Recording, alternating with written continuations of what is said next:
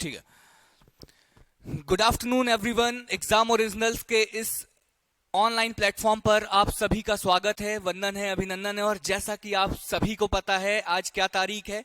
आज है 10 अक्टूबर और आज से हम लोगों का जो है क्रैश कोर्स स्टार्ट होने वाला है। जैसा कि हमने बताया था आप लोगों को कि 10 अक्टूबर से एक ऐसा बैच हम लोग लॉन्च करने वाले हैं जो पूरी तरह से प्रीलिम्स फोकस्ड होगा। जिसका उद्देश्य ही क्या होगा? जिसका उद्देश्य होगा पूरी तरह से आप लोगों की मदद करना। किस चीज में? तो प्रीलिम्स की तैयारी में पूरी तरह से प्रीलिम्स के जो सिलेबस है उसको कवर कराना बिल्कुल फोकस तरीके से। कैसे? तो सिलेबस, ये सारी चीजें हम लोग आज देखेंगे। आज लोगों का जो हम लोगों का ये जो सेशन है, ये क्रैश कोर्स का इंट्रोडक्शन सेशन है कि हम लोगों की जो है वो आगे रणनीति क्या होने वाली है, एग्जाम अप्रोक्सीमेटली कब होने वाला है, कौन से महीने में हम लोगों का एग्जाम होने वाला है, और हम लोगों की जो रणनीति होने वाली है, किस तरीके से हम लोग तैयारी करने वाले हैं। आप लोगों की क्लासेस जो है वो एक दिन में कितनी क्लासेस होगी, और सर कैसे आप लोग हम लोगों को कौन से टॉपिक्स होंगे जिनको आप अधिक महत्व देंगे, कौन से टॉपिक होंगे जिनको हम लोग कम महत्व देंगे, किन पर ज्यादा फोकस हम लोग करेंगे, हम लोग किन सब्जेक्टों से क्वेश्चंस कितने ज्यादा आते हैं, कौन से सब्जेक्ट से क्वेश्चंस कम आते हैं, तो हमें कौन से सब्जेक्ट के ऊपर ज्यादा ध्यान देना है। इन सभी चीजों के ऊपर हम लोग डिस्कशन करने वाले हैं आज। इसीलिए हम लोगों ने इस क्लास का नाम ही रखा हुआ है क्या? क्रैश कोर्स की इंट्रोडक्शन क्लासेस। इंट्रोडक्शन क्लासेस आज हम लोग क्या जानेंगे? आज हम लोग जानेंगे कि एमपीपीएससी की प्रकृति कैसी है। हाँ, मैं इस बात से बिल्कुल सहमत हूं कि अगर आप लोगों ने एमपीपीएससी की तैयारी के बारे में सोचा है तो इसके बारे में आप लोगों ने एनालिसिस किया ही होगा कि कैसे एग्जाम्स होते हैं, कितने पेपर होते हैं, क्या सारी चीजें। लेकिन ठीक है, क्या आप सभी को पता है कि एमपीपीएससी का एग्जाम्स कैसे होता है, कैसे कंडक्ट होता है, कितने चरणों में होता है, और कितने एग्जाम्स होते हैं, कैसे सिलेक्शन की प्रोसेस कैसी होती है? ये सारी चीजें आप लोगों को पता है क्या?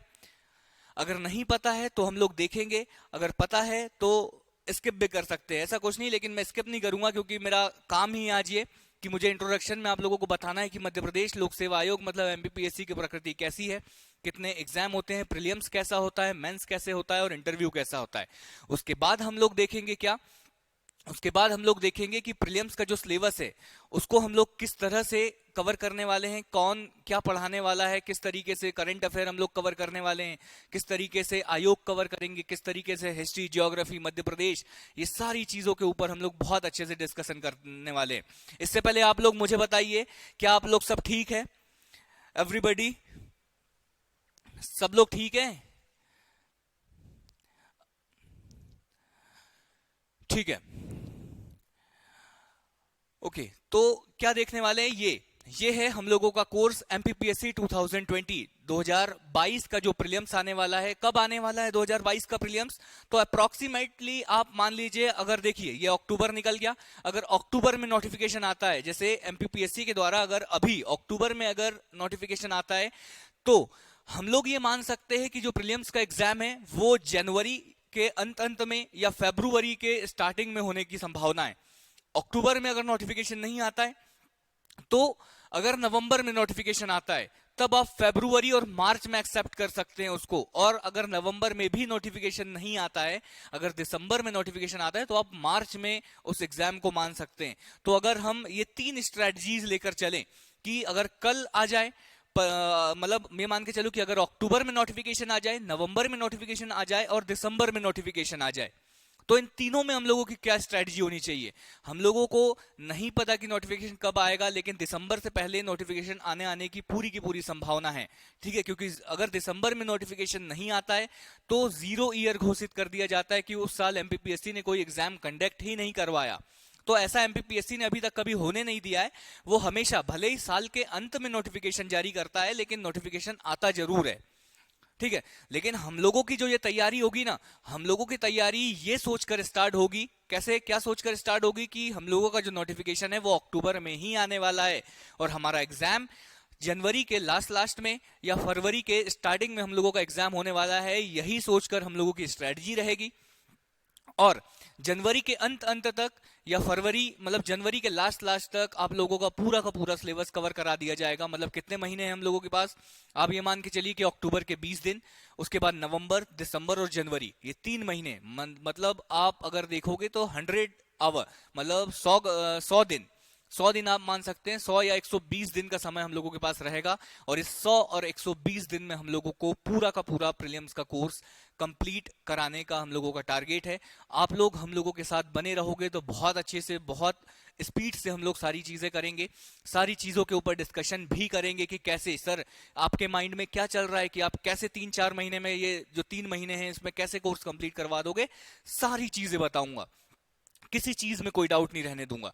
ठीक है, उससे पहले ये है हम लोगों का जो एमपीपीएससी का क्रैश कोर्स, हिंदी और इंग्लिश दोनों मीडियम्स में अवेलेबल है। ठीक है, संपदा मैम, इनको आप जानते ही है, बिल्कुल इसमें कोई संदेह नहीं मुझे कि आप इन्हें ना जानते होंगे, क्योंकि संपदा मैम को आप ही क्या, मध्य प्रदेश और भारत के सभी स्टूडेंट्स इनको जानते हैं। तो जो संपदा मैम है, इनके अंडर गाइडेंस में ये बैच है जो स्टार्ट हो रहा है, और हाँ 2017 रैंक 1 संपदा सराफ मैम के अंडर ये कोर्स स्टार्ट हो रहा है, और आप लोगों से आज टॉक भी होने वाली है, लाइव सेशन होने वाला है संपदा मैम का वीडियो कॉल के माध्यम से। ठीक है, तो उसमें भी आप लोग बने रहिएगा। ये सारी चीजें हम लोगों ने कर रखी है। ठीक है, तो ये चीज है, और इसके बाद क्या है, यही है पाठ्यक्रम पे चर्चा। आज हम लोगों को यही है, क्रैश कोर्स के ऊपर क्या होने वाला है, पाठ्यक्रम के ऊपर चर्चा होने वाली है। क्या क्या चर्चा होने वाली है सर? तो सबसे पहले तो हम लोग मध्य प्रदेश लोक सेवा आयोग, ये क्रैश कोर्स है हम लोगों का 2022 का, पाठ्यक्रम के ऊपर चर्चा होने वाली, मतलब जो भी हम लोगों का सिलेबस है इसके ऊपर आज की चर्चा होने वाली है।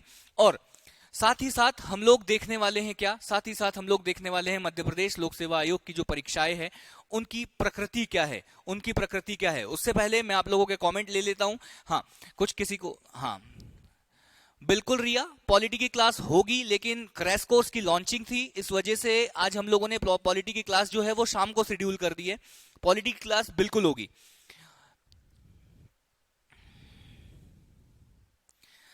ये निशा, अगर आपको प्रॉब्लम है इस चीज से तो इसको हम लोग हटा देंगे, मैं टीम से बात कर लूंगा। हट चुका होगा मेरे हिसाब से, ये स्क्रीन हट चुकी होगी, हम लोगों की टीम लगी हुई है। आपको कोई भी प्रॉब्लम है तो आप बोल सकते हैं। ठीक है, ओके ओके, पॉलिटी की क्लास होगी ही होगी। तो मैं आप लोगों से पूछ रहा हूं, क्या आप लोग ये मुझे बताइए कि क्या आप लोगों को एमपीपीएससी की प्रकृति के बारे में पता है, इसका नेचर कैसा है, कैसे एग्जाम कंडक्ट कराता है, क्या ये चीजें आप लोगों को पता है? और नहीं भी पता और पता भी है, मैं मानता हूं कि कुछ लोगों को पता होगी, लेकिन ठीक है, अगर 7-8 जितने भी लोग हैं, ठीक है अभी, ठीक है, इतने भी लोगों में से अगर किसी एक को भी नहीं पता है तो मुझे बताना मेरा फर्ज है, इसलिए मैं बताऊंगा कि कैसी प्रकृति होती है। तो आप लोगों को अगर ये चीज तो पता होगी, हाँ, कैसी है एमपीपीएससी की प्रकृति? तो एमपीपीएससी की जो प्रकृति है वो 3 स्टेज में एग्जाम कराता है। कितने स्टेज में? 3 स्तर में, 3 स्तर में एग्जाम कराता है। ये चीजें पता है आप लोगों को? हाँ, 3 स्टेज होती है एमपीपीएससी की, 3 स्टेज होती है। पहली स्टेज कौन सी होती है? पहली स्टेज होती है प्रारंभिक परीक्षा।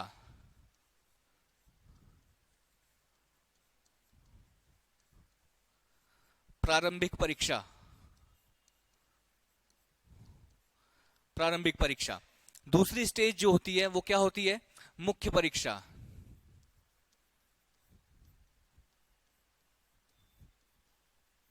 मुख्य परीक्षा मतलब इसको बोलचाल की भाषा में हम लोग क्या बोलते हैं? मेंस बोलते हैं। इसको बोलचाल की भाषा में क्या बोलते हैं हम लोग? प्रीलिम्स बोलते हैं, या मुझे तो लगता है प्रीलिम्स भी कोई ना बोलता होगा, सीधे सीधे प्री बोल देते हैं लोग, तो इसको प्री बोला जाता है। और साथ ही लास्ट में जो होती है, जो थर्ड स्टेज होती है, ये पहली स्टेज, ये आपकी पहली स्टेज, हाँ ये हो गई आपकी दूसरी स्टेज, ये दूसरी स्टेज। और जो थर्ड स्टेज है वो है साक्षात्कार या इंटरव्यू। साक्षात्कार, ठीक है, साक्षात्कार या इंटरव्यू, इंटरव्यू हम लोग लिख सकते हैं, साक्षात्कार या इंटरव्यू होता है। ये 3 स्टेजों में जो एमपीपीएससी का एग्जाम होता है। मतलब अगर आप एमपीपीएससी के तहत सिविल सेवक बनना चाहते हैं, या मैं अगर बात करूं देश के जितने भी राज्य हैं उनमें जो भी लोक सेवा आयोग है उनका सबका जो ट्रेंड है, सबका जो परीक्षा कंडक्ट कराने का जो तरीका है वो सेम इसी तरीके से होता है। और मध्य प्रदेश में भी इसी तरीके का जो है वो है। प्रीलिम्स सबसे पहले जो होता है वो प्रीलिम्स होता है। प्रीलिम्स के बाद आपको मेंस देना होता है। मेंस की प्रकृति कैसी होती है? तो मेंस आपको पता है कि आप लोग जैसे 12th में एग्जाम्स लिखते थे 6, उसी तरीके से हम लोगों को मुख्य परीक्षा में भी 6 पेपर लिखने होते हैं, मतलब हैंड रिटन, ये टिक मार्क नहीं होता। ये जो होता है ये ऑब्जेक्टिव होता है। और इंटरव्यू के बारे में आपको पता ही है कि जब आप मेंस से सिलेक्टेड हो जाते हैं तो इंटरव्यू आपका होता है। इन सभी के बारे में और अच्छे डिटेल में हम लोग डिस्कशन करने वाले हैं कि प्रीलिम्स में कितने एग्जाम होते हैं, कितने पेपर होते हैं, कैसे कैसे होता है, कौन सा क्वालिफाइंग होता है, कितने नंबर का होता है, कितने क्वेश्चंस आने वाले होते हैं, ये सारी चीजों के बारे में देखने वाले हैं। तो अभी आप लोगों के लिए पास क्या है, आप लोगों के पास ये है, आप लोगों को बताने के लिए ये है कि कितने कितने चरणों में होता है। 3 चरणों में होता है। ये कौन कौन से चरण? सबसे पहले तो प्रारंभिक परीक्षा।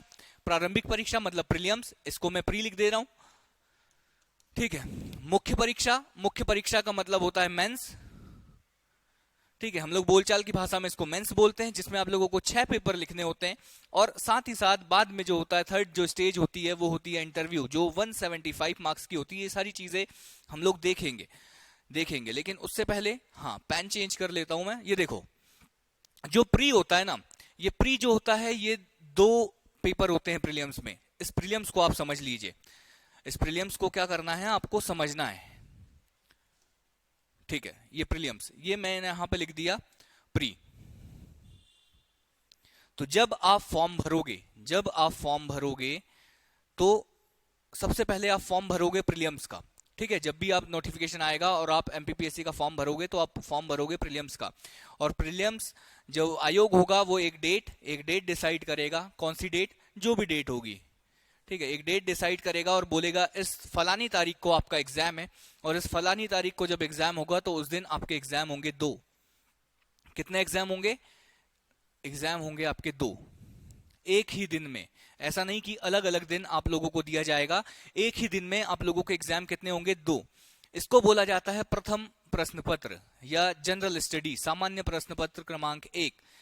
इंग्लिश हिंदी में बोला जाता है सामान्य प्रश्न पत्र, सामान्य अध्ययन का प्रश्न पत्र, ठीक है। सामान्य अध्ययन प्रश्न पत्र नंबर 1 या पेपर नंबर 1। और इसको बोला जाता है सी सेट या जनरल एप्टीट्यूड टेस्ट। इसको हम लोग बोलचाल की भाषा में बोलते हैं सी सेट, ठीक है। तो सर हम लोगों का जो क्रैश कोर्स होने वाला है वो कौन सा होने वाला है? आपने बोला कि प्री के लिए होने वाला है क्रैश कोर्स, तो क्या इसमें सी सेट की तैयारी भी कराई जाएगी? तो हाँ, सी सेट की भी तैयारी कराई जाएगी। सी सेट के लगभग पिछले 10 सालों के प्रश्न पत्र आपको सॉल्व कराए जाएंगे। आपको बताया जाएगा कि सी सेट की प्रकृति कैसी होती है और सी सेट में कैसे कैसे क्वेश्चंस आते हैं, उसको कैसे आप लोगों को सॉल्व करना है। आप लोगों के लिए टेस्ट सीरीज है, टेस्ट सीरीज में सी सेट के पेपर होते हैं, सारी चीजें, एवरीथिंग। तो सर क्या होता है, ये जो चीज है ना, ये प्रथम प्रश्न पत्र जो है, ये पहला वाला जो प्रश्न पत्र है ना, ये होता है मेन, है ना। इसमें आप जितने नंबर लाओगे, मतलब अभी जो हम लोग सिलेबस का डिस्कशन करने वाले हैं, जो सिलेबस का डिस्कशन करने वाले हैं वो इसी के सिलेबस का डिस्कशन करने वाले हैं, जिसकी 10 यूनिट है। इन्हीं 10 यूनिट के ऊपर हम लोगों का पूरा बहुत ज्यादा फोकस होने वाला है, बहुत ज्यादा फोकस होने वाला है। और इसमें क्या होगा सर, इसमें क्या होगा, तो इसमें क्या क्या चीजें होगी, इसमें क्या क्या चीजें होगी, 2 सेकंड, हाँ इसको अपन छोटा कर लेते हैं, ये हो गया, ठीक है। तो इसमें क्या क्या चीजें होगी सर, तो इसमें आएंगे आपके 100 क्वेश्चंस। कितने आएंगे? 100 क्वेश्चन, 100 प्रश्न आएंगे। और 100 के 100 प्रश्नों के कितने ऑप्शन होंगे? तो 4 ऑप्शन होंगे, 4 ऑप्शन होंगे। उसमें से 1 सही, 2 सही, 3 सही या 4 सही, जो भी सारी चीजें होगी उसमें से किसी एक ऑप्शन को आपको टिक करना होगा, ठीक है। 100 प्रश्न, 4 उसके ऑप्शन, और एक प्रश्न का जो अंक है वो 2 अंक। एक प्रश्न के कितने? एक प्रश्न के जो अंक है वो 2, मतलब टोटल जो मार्क है, टोटल जो नंबर है वो 200। 200 पूर्णांकों का ये प्रश्न होगा, 200 पूर्णांकों का ये पेपर होगा। 200 प्रश्न, 200 पूर्णांक होंगे, मतलब दोनों जो टोटल मार्क्स मिलेंगे वो 200 में से आप लोगों को मिलेंगे। और प्रश्न कितने होंगे? 100। इसमें क्या होगा, सी सेट में भी 100 क्वेश्चन होंगे, ठीक है। कितने क्वेश्चन होंगे? हाँ, सी सेट में भी 100 क्वेश्चन होंगे।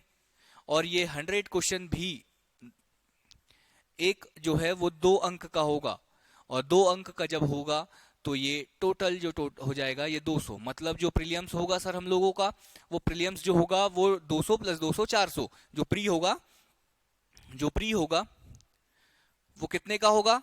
200 पहले प्रश्न पत्र के और 200 सी सेट के, ठीक है। तो ये दोनों मिलाकर कितने का हो जाएगा हम लोगों का प्री सर?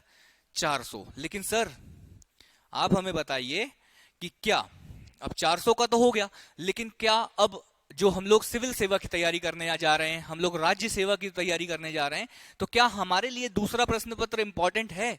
क्या कट ऑफ में उसके नंबर जुड़ने वाले हैं या कट ऑफ में उसके नंबर नहीं जुड़ेंगे? ये सारी चीजें तो ये भी समझ लीजिए। यहां पर फिर दूसरी कहानी आ जाती है। एक तो हो जाती है राज्य सेवा, राज्य सेवा,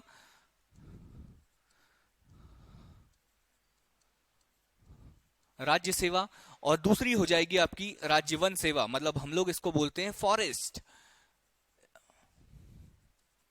राज्य वन सेवा। जो साइंस बैकग्राउंड के लोग होते हैं उनके लिए ये सेवा होती है, मतलब उनको फॉर्म भरने के समय पर बोला जाता है। देखो टोटल मैंने बताया 200 प्लस 200, ये है जीएस पेपर 1 का और ये है सी सेट का, ठीक है। तो टोटल कितने हो गए? 400। अब जब आप फॉर्म भरते हो ना, कहां पर पहुंच गए हम लोग? हाँ, कहां पर पहुंच गए? यहां। जब आप लोग, कहां, यहां नहीं, हाँ, जब आप लोग क्या, हाँ, ये आ गया। जब आप लोग यहां पर फॉर्म भरते हो, तब यहां पर आपसे पूछा जाता है कि आप राज्य सेवा में बैठना चाहते हैं, राज्य वन सेवा में बैठना चाहते हैं, या दोनों परीक्षाओं में बैठना चाहते हैं। क्योंकि राज्य सेवा और राज्य वन सेवा दोनों के लिए जो प्रीलिम्स होता है वो सेम होता है। दोनों का जो प्रीलिम्स होता है वो सेम होता है। क्या दोनों का प्रीलिम्स जो होता है वो सेम होता है? ठीक है, सॉरी, दोनों का जो प्रीलिम्स होता है वो सेम होता है। तो ये राज्य सेवा, मतलब आप लोग सिर्फ राज्य वन सेवा के लिए भी भर सकते हो, सिर्फ राज्य सेवा के लिए भी भर सकते हो, और दोनों के लिए भी एक साथ फॉर्म भर सकते हो, ठीक है। ऐसा भी हो सकता है कि आपका इसका भी कट ऑफ निकल जाए, उसका भी कट ऑफ निकल जाए, या इसका ना निकले इसका कट ऑफ निकल जाए, ऐसा भी हो सकता है। ये सारी चीजें हम लोग समझेंगे, लेकिन उससे पहले आप मुझे बताइए कि चलो पता है, रिया को पता है, ओके, ठीक है रिया, फिर भी बताना पड़ेगा मुझे, है ना। तो ये सारी चीजें, राज्य वन सेवा हो गया, ये सब चीजें हो गई। इसके बाद अब क्या होगा ना, देखो जो सीसेट का पेपर है, हम लोगों के दिमाग में कंफ्यूजन हमेशा रहता है सीसेट के लिए, जो राज्य वन सेवा की तैयारी करते हैं, सॉरी, जो राज्य सेवा, जो सिविल सेवा की तैयारी करते हैं, मध्य प्रदेश लोक सेवा आयोग के तहत सिविल सेवा, इस वाले एग्जाम की जो तैयारी करते हैं ना, उनके दिमाग में हमेशा डाउट रहता है कि सर क्या सीसेट हमारे लिए इंपॉर्टेंट है? तो मैं कहूंगा बिल्कुल। क्या मैं कहूंगा? बिल्कुल, सीसेट जो है वो आपके लिए इंपॉर्टेंट है, और 100% इंपॉर्टेंट है। लेकिन क्यों? क्यों मैं कह रहा हूं? क्योंकि इसमें बोला गया है कि अगर जो, जैसे देखो मैंने बोला ना कि ये दो पेपर होते हैं, जीएस वन और जीएस टू। तो सबसे पहले ना जो ओएमआर आप जब एग्जाम देके आओगे, प्रीलियम्स के दिन जब ये दो एग्जाम देकर आओगे, तो जीएस1 की ओएमआर और जीएस2 की ओएमआर, तो सबसे पहले चेक होती है सीसेट की ओएमआर, ठीक है, ये वाली सीसेट की ओएमआर चेक होती है। अगर इसमें आपके 35% मार्क्स नहीं आए, 100 क्वेश्चंस में से अगर आपके 35 क्वेश्चन अगर सही नहीं हुए, अगर आपके 30 क्वेश्चन सही हुए, 32 क्वेश्चन अगर आपके सही हुए, तो आपकी ये वाली जो ओएमआर है ना, पहली वाली, ये चेक ही नहीं होती है। भले ही आप इसमें 100 में से 90-95 नंबर ले आओ, 100 में से 95 क्वेश्चन सही कर लो इस जीएस1 में जो इंपॉर्टेंट है आपके लिए, ठीक है। इस जीएस1 में भले ही आप 95 क्वेश्चन सही कर लो, लेकिन अगर आपकी जो सीसेट है, अगर इसमें आपके 35% मार्क्स नहीं है, तो आपकी ये ओएमआर चेक ही नहीं होगी। उनको नहीं मतलब आप कितने धुरंधर हो, कितने नहीं हो। तो इंपॉर्टेंट तो है क्या, सीसेट आप लोगों के लिए भी इंपॉर्टेंट है, लेकिन कट ऑफ जो निकलता है ना, बस यहां पर आप 35 क्वेश्चन सही कर लो, इसके बाद जो कट ऑफ बनता है वो सिर्फ और सिर्फ इससे बनता है। फिर आपका जो सिलेक्शन होता है वो इससे होता है कि आपने इसमें कितने नंबर लाए हो, इसमें जितने क्वेश्चन आपके सही होंगे उसके हिसाब से जो होता है वो कट ऑफ बनता है। कट ऑफ कैसे बनता है वो भी सारी चीजें बताऊंगा, लेकिन यहां पर आप ये मान के चलिए कि सीसेट राज्य सेवा वालों के लिए सिर्फ इतना इंपॉर्टेंट है कि उनको 35 क्वेश्चन जो है, 35% जो क्वेश्चन है या 35% जो मार्क्स है वो लेकर आना है। अगर ये नहीं लेकर आओगे तो ये ओएमआर चेक ही नहीं होती जो आपके पहले पेपर की। ये चीजें क्लियर है? ठीक है सर, राज्य वन सेवा वालों के लिए क्या? तो राज्य वन सेवा वालों के लिए जीएस1 और जीएस2,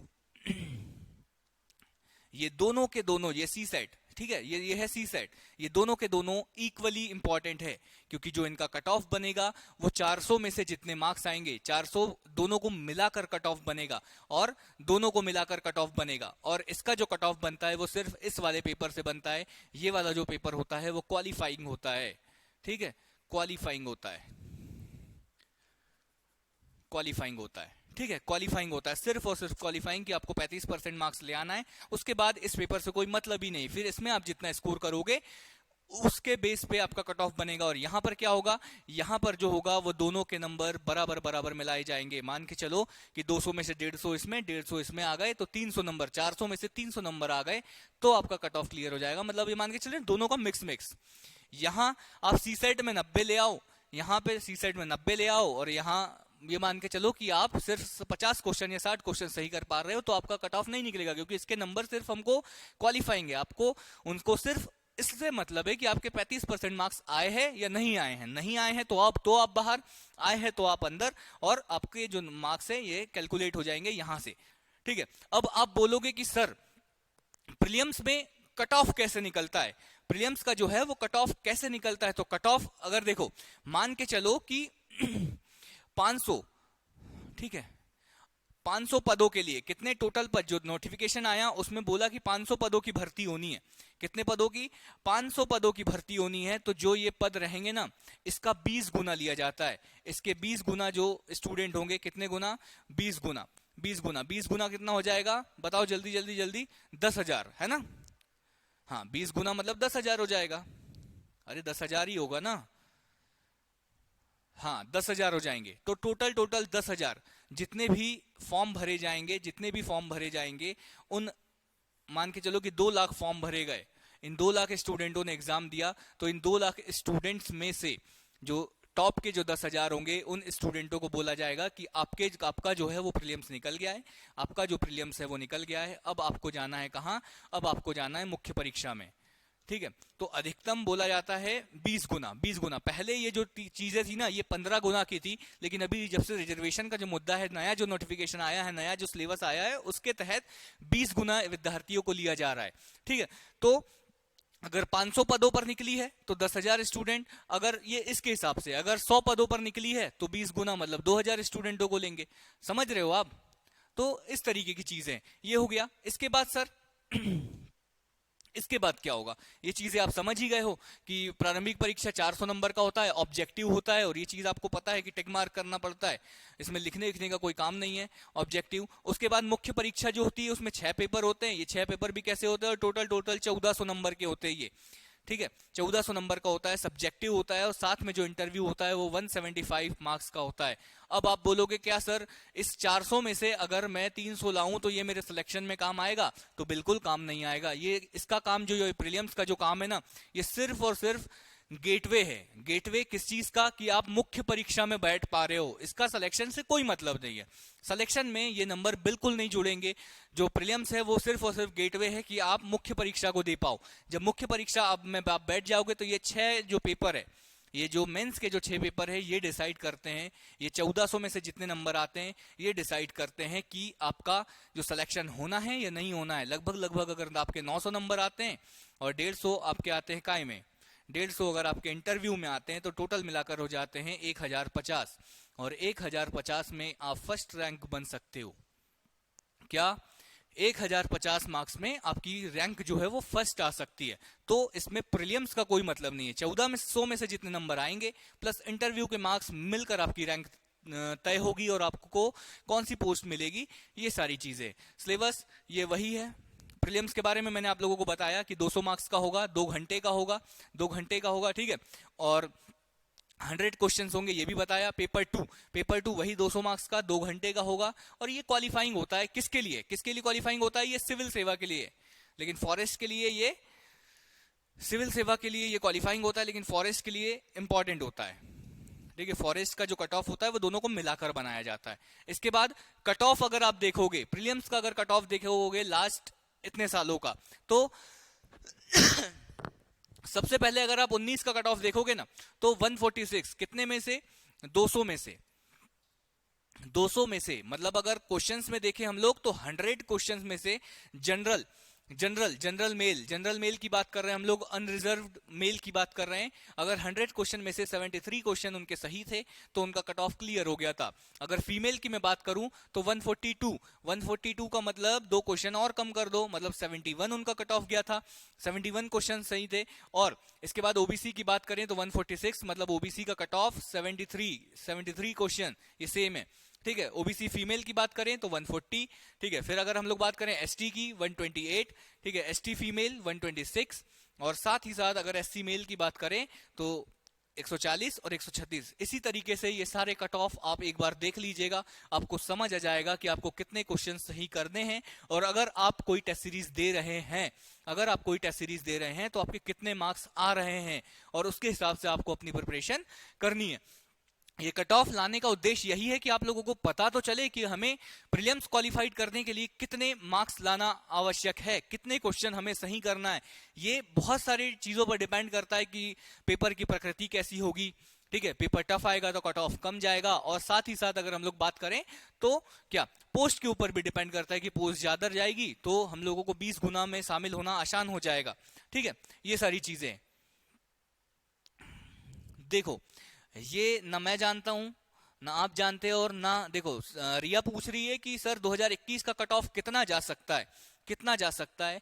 देखो रिया, ये चीज ना मैं जानता हूं ना मुझे लगता है कि एमपी का कोई भी टीचर या मध्य प्रदेश लोक सेवा आयोग की तैयारी करा रहा है कोई भी इंस्टीट्यूट ये नहीं जानता है कि कितना कट ऑफ जा सकता है।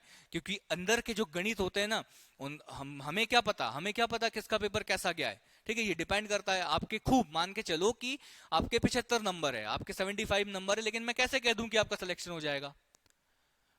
हाँ, मान के चलो कि 500 लोगों के कितने कितने पदों पर, 300 पदों पर हुआ है, अगर 20 गुना आप लोगों तो 6000। तो ऐसा भी तो हो सकता है कि 6000 लोग 75 नंबर से ज्यादा मार्क्स लाए हुए हैं, 75 जो क्वेश्चन है उससे ज्यादा क्वेश्चन सही किए हुए हैं। 6000 लोग हो सकते हैं 2-2.5 लाख लोगों में। तो ये मैं बोलना ही नहीं चाहता कट ऑफ वट ऑफ के बारे में, क्योंकि मैं चाहूं तो मैं बता दूं कि नहीं नहीं इतने में तुम्हारा हो जाएगा, लेकिन मुझे पता ही नहीं तो मैं क्यों बताऊं तुम्हें, मुझे नहीं पता ऑब्वियसली। और मुझे इतना भी पता है कि किसी और को भी नहीं पता होगा ना, किसी टीचर को, कितना भी बड़ा इंस्टीट्यूट हो, कोई भी, भले ही कोई टॉपर भी क्यों ना हो। ठीक है, किसी को नहीं पता होता है कट ऑफ कितना जाना होता है। अप्रोक्सीमेट सब लोग अनुमान लगाते हैं कि हाँ इतना जा सकता है, लास्ट के कट ऑफ देखकर अनुमान लगाते हैं, और वो अनुमान हमेशा गलत होते हैं, किसी के अनुमान सही होते ही नहीं है। ठीक है, तो इन सब चीजों में मत पड़ो आप लोग, है ना। तो ये चीजें हैं, और क्या चीजें हैं तो 2 सेकंड में पानी पी लूं फिर कंटिन्यू करते हैं ना।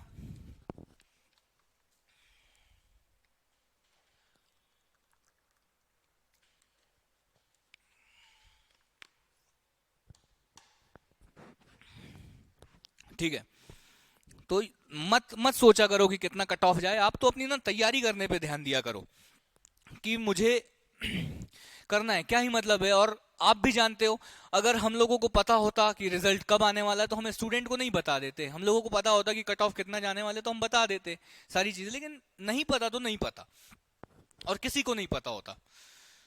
हाँ, हाँ, मेंस के जो पेपर होते हैं ये सारी चीजें भी आप लोगों को पता ही होगा कि 6 पेपर होते हैं, कौन कौन से। तो पहले के जो ये जो 2 पेपर होते हैं, पेपर 1 और पेपर 2। फर्स्ट पेपर में इतिहास और भूगोल को मिलाकर 2 पार्ट में होते हैं ये पेपर, पार्ट ए और पार्ट बी। इसमें आता है आपकी हिस्ट्री, इसमें आती है जियोग्राफी। ठीक है, और दोनों की कॉपी अलग अलग मिलती है, 3 घंटे में दोनों कॉपी को भरना होता है एक के बाद एक। पहले आप जियोग्राफी की लिखो या हिस्ट्री की लिखो, किसी को कोई मतलब नहीं होता, 2 कॉपी आपको एक साथ दे दी जाती है और आपको बोलते हैं कि आप लिख डालो, 3 घंटे में आपको क्या करना है, लिख देना है।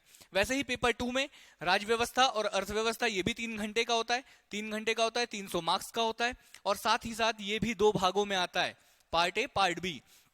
इसकी भी 2 कॉपी मिलती है और 2 कॉपी आप लोगों को भरना होता है, 3 घंटे में सारे क्वेश्चन सॉल्व करने होते हैं, ये सारी चीजें। देखो मेंस का मैं इससे ज्यादा डिस्कशन इसलिए नहीं कर रहा क्योंकि ये जो है वो क्रैश कोर्स की लॉन्चिंग है, क्रैश कोर्स के बारे में हम लोग बता रहे हैं, लेकिन मैं एक बार बता दे रहा हूं आपको।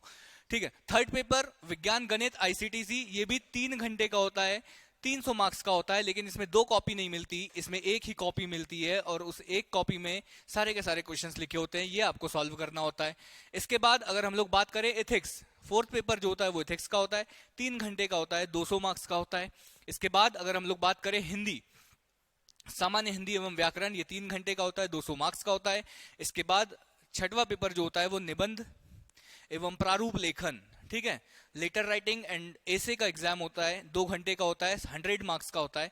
देखो ये जो ऊपर के जो ये 4 पेपर है ना, ये जो ऊपर के 4 पेपर है कौन कौन से, ये वाले, ये जो ऊपर के 4 पेपर है ना, ये आपको फैसिलिटी देते हैं कि आप इसे हिंदी और इंग्लिश दोनों में से किसी भी भाषा में लिख सकते हैं।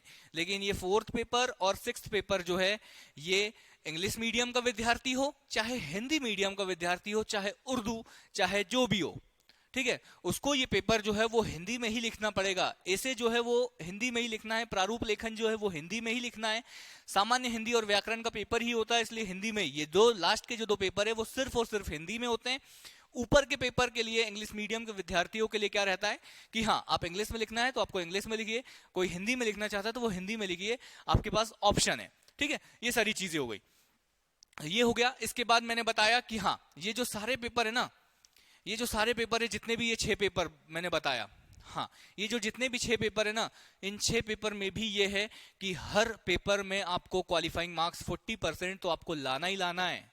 अगर आपका फर्स्ट पेपर बहुत अच्छा चला गया, आपने 300 में से 200 नंबर ले आए, 225 250 नंबर ले आए, सेकंड पेपर में भी आप 200 210 220 नंबर ले आए, ठीक है। अगर थर्ड पेपर में आप 40% मार्क्स नहीं ला पाए, 300 में का 40% कितना, 120 मार्क्स अगर आप नहीं लाए, आपके नंबर अगर 100 आए हैं, तो आपको मतलब ही नहीं, आप बाहर हो जाओगे एग्जाम से, फिर आपको वापस आना पड़ेगा प्रीलिम्स देके, ठीक है। तो हर पेपर में 40% मार्क्स आपको लाना होगा, और पोस्ट की संख्या के अनुसार 3 गुना। मैंने आपको बताया था ना, प्री में जितने भी लोग बैठते हैं, प्री में जितने भी लोग बैठते हैं, इसका 20 गुना, 20 गुना कहां जाएगा, 20 गुना लोग जाएंगे मेंस देने,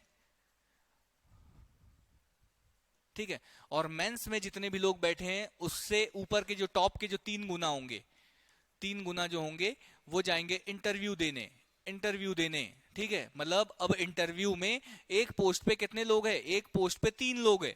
अब इन 3 लोगों में से किसी एक को सेलेक्ट हो जाएगा, दो जो होंगे, जो दो होंगे वो वापस बाहर हो जाएंगे, और ऐसे सिलेक्शन हो जाएगा। सबसे पहले 20 गुनों को सेलेक्ट करेंगे, फिर 3 गुना, फिर आखिरी में एक को सेलेक्ट कर लेंगे, 2 को बाहर कर देंगे। इस तरीके की जो होती है वो प्रोसेस होती है। इंटरव्यू के मार्क्स आपको पता है 175, और टोटल जो पेपर होता है, वो टोटल जो पेपर होता है वो कितना होता है, टोटल होता है 1575 का, 1400 का मेंस, ये सारी चीजें आप देख चुके हो। 1400 मार्क्स का जो होता है वो मेंस, और प्लस 175 का जो होता है वो इंटरव्यू होता है, और टोटल मिलाकर कितने हो गए, टोटल मिलाकर कितना, टोटल मिलाकर 175, और 1575 में से अगर आपके 1000 मार्क्स समथिंग आ जाते हैं, संपदा मैम के जो मार्क्स थे ना वो फिक्स 1000 थे, जिस पर उनकी पहली रैंक लग गई थी 2017 में, है ना। तो उसके बाद जो टॉपर बने हर्षल चौधरी सर के मार्क्स कितने थे, 1023 मार्क्स थे, ठीक है, 1023 इतने मार्क्स थे। 2018 के जो टॉपर थे हर्षल चौधरी सर, उनके मार्क्स थे 1023। संपदा मैम के जो मार्क्स थे वो 1000 थे फिक्स। इन पे इनकी भी फर्स्ट रैंक थी, 1023 पे इनकी भी फर्स्ट रैंक थी। आने वाले 2019 के टॉपर्स हम लोग देखेंगे, 20 के टॉपर्स देखेंगे, आप लोगों को समझ आ जाएगा। लेकिन आप एक अपना जो है ना, अब अपना टारगेट बनाइए कि मुझे इतने मार्क्स तो लाना ही लाना है।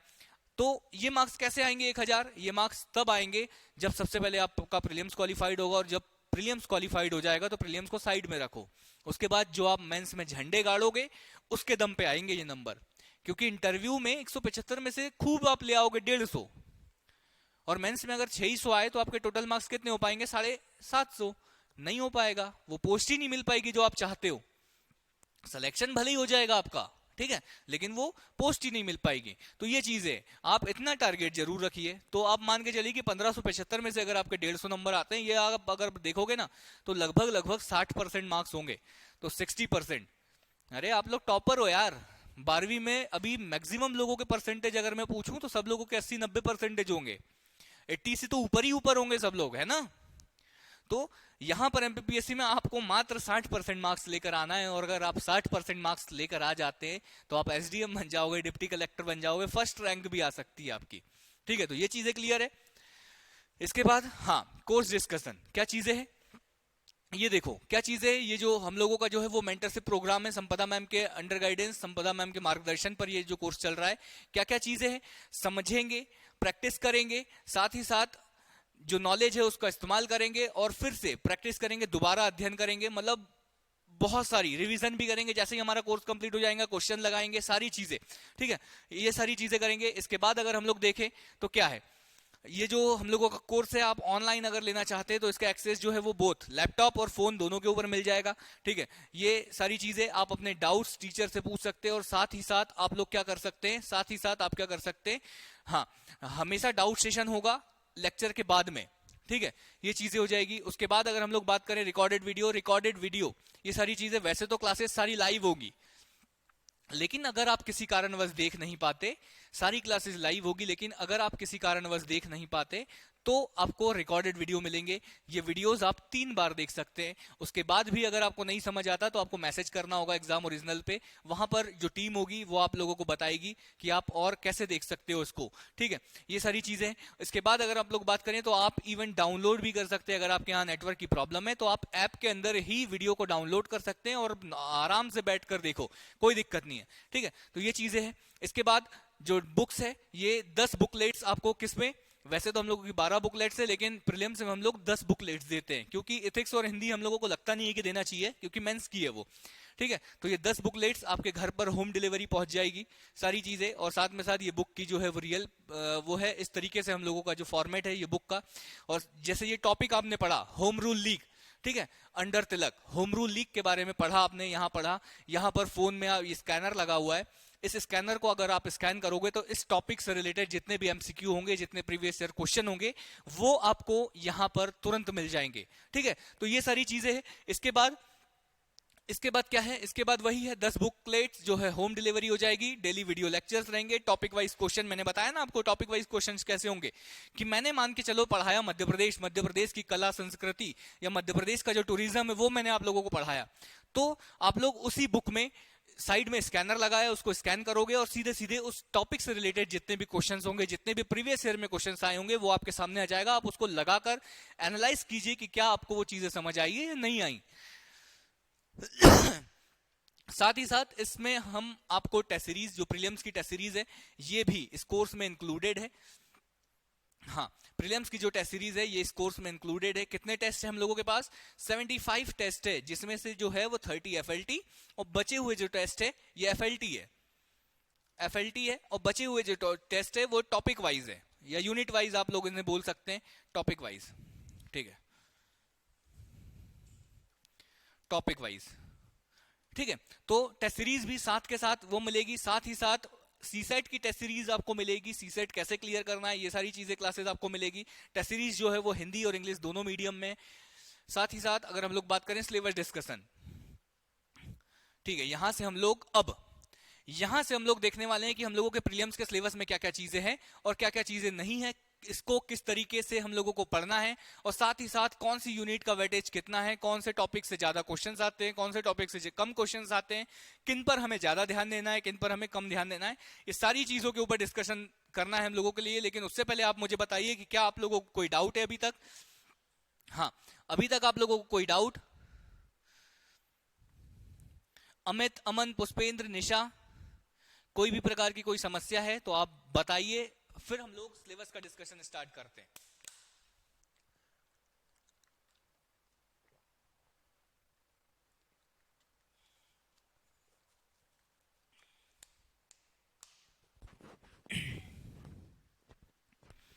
ठीक है, हाँ, कोई डाउट नहीं, ओके, चलो तो देखते हैं। जैसा कि आप सभी को पता है कि अभी अभी जो है वो मध्य प्रदेश लोक सेवा आयोग का जो है सिलेबस अपडेट हो गया है। इमेज क्लियर है सर? ठीक है। जैसा कि आप सभी को पता है कि मध्य प्रदेश लोक सेवा आयोग का जो सिलेबस है वो अभी अभी अपडेट हुआ है, मतलब 2019 के बाद 2020 में उसे अपडेट कर दिया गया, और मध्य प्रदेश लोक सेवा आयोग ने सिलेबस को है वो बहुत आसान बनाने की कोशिश करी। सिलेबस को यूनिट वाइज बांट दिया, सिलेबस को चाहे वो मेंस का सिलेबस हो चाहे वो प्री का सिलेबस हो, उन सभी सिलेबस को उसने यूनिट वाइज बांट दिया, और यूनिट वाइज बांट कर हर चीज शब्दों में लिखकर बता दी कि आपको इस सिलेबस में ये चीजें तो पढ़नी ही पढ़नी है, इसके अलावा अगर आप कुछ पढ़ना चाहते हैं तो आप पढ़ सकते हैं, लेकिन आपको एटलीस्ट जो सिलेबस में दी हुई है वैसे वो चीजें पढ़ना ही पढ़ना है। और अगर हम लोग आज की बात करें तो आज हम लोग मध्य प्रदेश लोक सेवा आयोग के प्रीलिम्स जो प्रारंभिक परीक्षा है उसका सिलेबस डिस्कस करने वाले हैं उसको। और जो आयोग ने जो प्रारंभिक परीक्षा का जो सिलेबस है उसको 10 अलग अलग यूनिटों में बांट दिया, 10 अलग अलग इकाइयों में बांट दिया। वही 10 अलग अलग इकाइयों को हम लोगों को देखना है कि वो 10 अलग अलग इकाई कौन सी है, कैसे है और क्या क्या चीजें है। जिसमें से पहली इकाई या यूनिट फर्स्ट अगर मैं बात करूं, यूनिट फर्स्ट की अगर मैं बात करूं तो ये है मध्य प्रदेश से रिलेटेड, मध्य प्रदेश से रिलेटेड। ठीक है, ये मैं लिख दे रहा हूं यहां एमपी मतलब एमपीजी के, और मध्य प्रदेश से रिलेटेड है तो इसमें हम लोगों को पढ़ना है मध्य प्रदेश का इतिहास, संस्कृति एवं साहित्य। और ये तो हेडिंग हो गई, मध्य प्रदेश का इतिहास, संस्कृति और साहित्य, ये तो हेडिंग हो गई। इसके अंदर क्या क्या चीजें पढ़नी है, इसके अंदर क्या क्या चीजें पढ़नी है हम लोगों को, तो इसके अंदर हम लोगों को पढ़ना है, हाँ ये देख लो थोड़ा, ठीक है। इसके अंदर हम लोगों को क्या पढ़ना है, सबसे पहले मध्य प्रदेश का इतिहास तथा उसकी महत्वपूर्ण घटनाएं। मध्य प्रदेश जो भी हिस्ट्री होती है, जो भी हिस्ट्री है, जैसे कि अगर 1857 की क्रांति हुई है तो 1857 की क्रांति में मध्य प्रदेश का क्या योगदान था, मध्य प्रदेश से कौन कौन लड़े थे, ठीक है। जो भी मध्य प्रदेश की जितनी भी हिस्ट्री है, जितने राजवंश है, सारी चीजों के बारे में यहाँ पर डिस्कशन होगा। जितने भी राजवंश है, होलकर हो चाहे सिंधिया हो चाहे गोंड राजवंश हो, इन सभी के ऊपर बारे में मध्य प्रदेश का इतिहास की महत्वपूर्ण घटनाएं, जितनी भी घटनाएं हैं महत्वपूर्ण, उनके बारे में देखेंगे। स्वतंत्रता आंदोलन मतलब जो आजादी के जो आंदोलन थे उसमें मध्य प्रदेश का क्या योगदान है, ये हो गई आपकी हिस्ट्री से रिलेटेड। फिर जो थर्ड टॉपिक है, मध्य प्रदेश की प्रमुख कलाएं एवं स्थापत्य कला, मध्य प्रदेश की प्रमुख जनजातियां और बोलियां, ये पढ़ना है। मध्य प्रदेश के प्रमुख त्योहार, लोकगीत, लोक कलाएं एवं लोक साहित्य, इन चीजों के बारे में हम लोगों को अलग अलग पढ़ना है कि कौन से क्षेत्र में कौन सी लोक कला है, कौन से क्षेत्र का कौन सा लोकगीत है, कौन सा लोक नृत्य है, ये सारी चीजें। मध्य प्रदेश के जितने भी प्रमुख साहित्यकार हैं और उनकी जो रचनाएं हैं, उनकी जो कृतियां हैं, उनके बारे में पढ़ना है। मध्य प्रदेश के प्रमुख धार्मिक एवं पर्यटन स्थल मतलब जहां आप घूम सकते हो, धार्मिक स्थल मतलब जहां लोग पूजा करने जाते हैं, तो इन सभी प्रमुख जो है उनके बारे में जानना है। फिर हम लोगों को जानना है जनजातीय व्यक्तित्व, मध्य प्रदेश के ऐसे सभी जनजातीय व्यक्तित्व जो कहीं ना कहीं से इंपॉर्टेंट है, कहीं ना कहीं उन्होंने देश के विकास में योगदान दिया है या आजादी में योगदान दिया है, उन सभी व्यक्तित्व के बारे में हम लोगों को पढ़ना होता है यहां पर, ठीक है।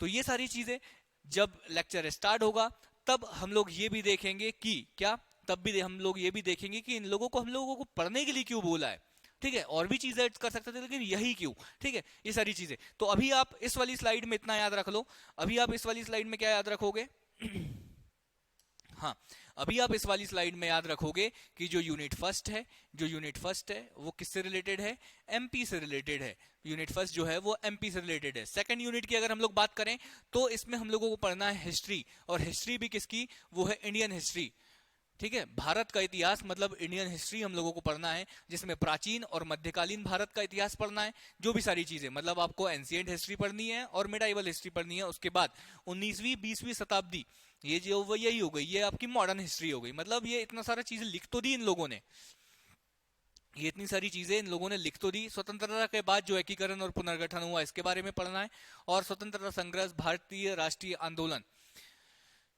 ये इतनी चीजें इन लोगों ने लिख दी। लेकिन इसका मतलब सिर्फ इतना है कि आपको एंशिएंट हिस्ट्री पढ़नी है, मिडाइवल पढ़नी है और मॉडर्न हिस्ट्री पढ़नी है। मतलब सर पूरी हिस्ट्री पढ़नी है। तो हाँ, जो सेकंड वाला जो यूनिट है ये होती है हिस्ट्री, ठीक है, ये है हिस्ट्री, ये हो गया इतिहास। थर्ड यूनिट की बात करें, थर्ड यूनिट फिर मध्य प्रदेश में आ गए सर, फिर तो आप फिर अभी मध्य प्रदेश की एक यूनिट तो हो गई थी, तो अब यहाँ पर हम लोगों को पढ़ना है जियोग्राफी, मध्य प्रदेश की जियोग्राफी। थर्ड यूनिट में क्या क्या, मध्य प्रदेश में कितने फॉरेस्ट है, मतलब वन, फॉरेस्ट से जो हम लोगों को उत्पादन मिल रहा है वनोपज, वन्य जीव, नदियां, पर्वत श्रृंखला, ये पढ़ना है फॉरेस्ट इसकी भूगोल में। साथ ही साथ मध्य प्रदेश की जलवायु या क्लाइमेट, ठीक है, जलवायु के बारे में पढ़ना है।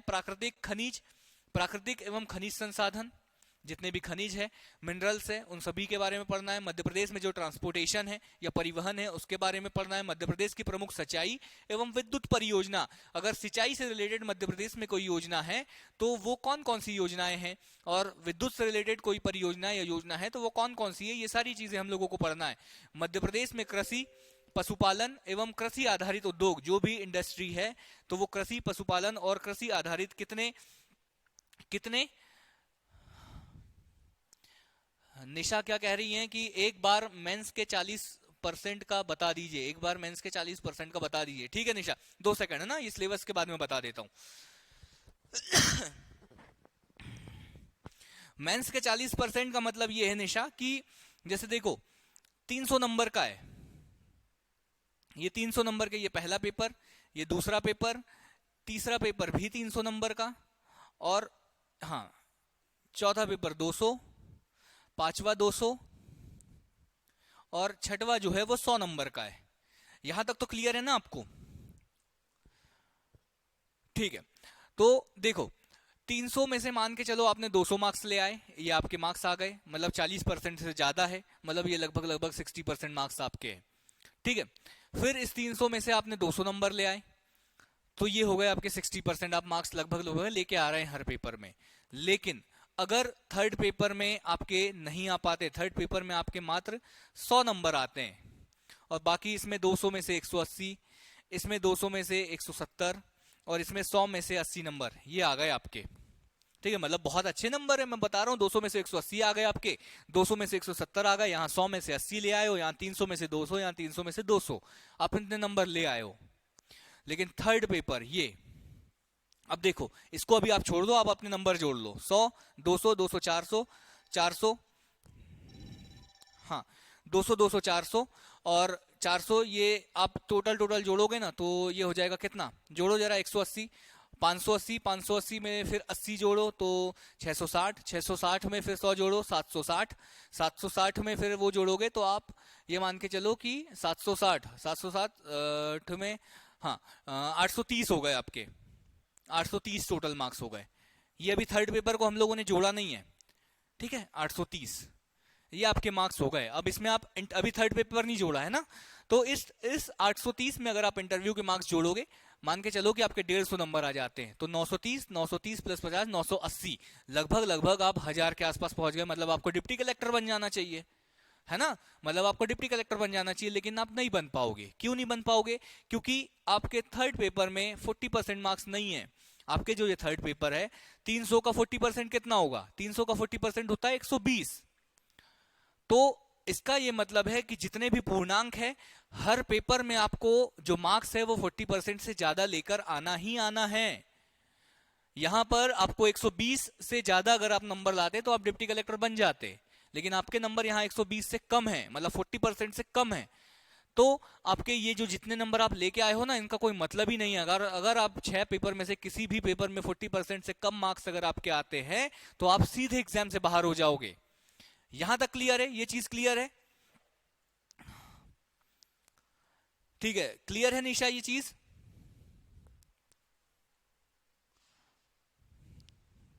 ठीक है, मैं चाहूंगा कि ऐसी चीजें हो ही ना। आप समझ रहे हो, आप नंबर अच्छे ही लेके आओ।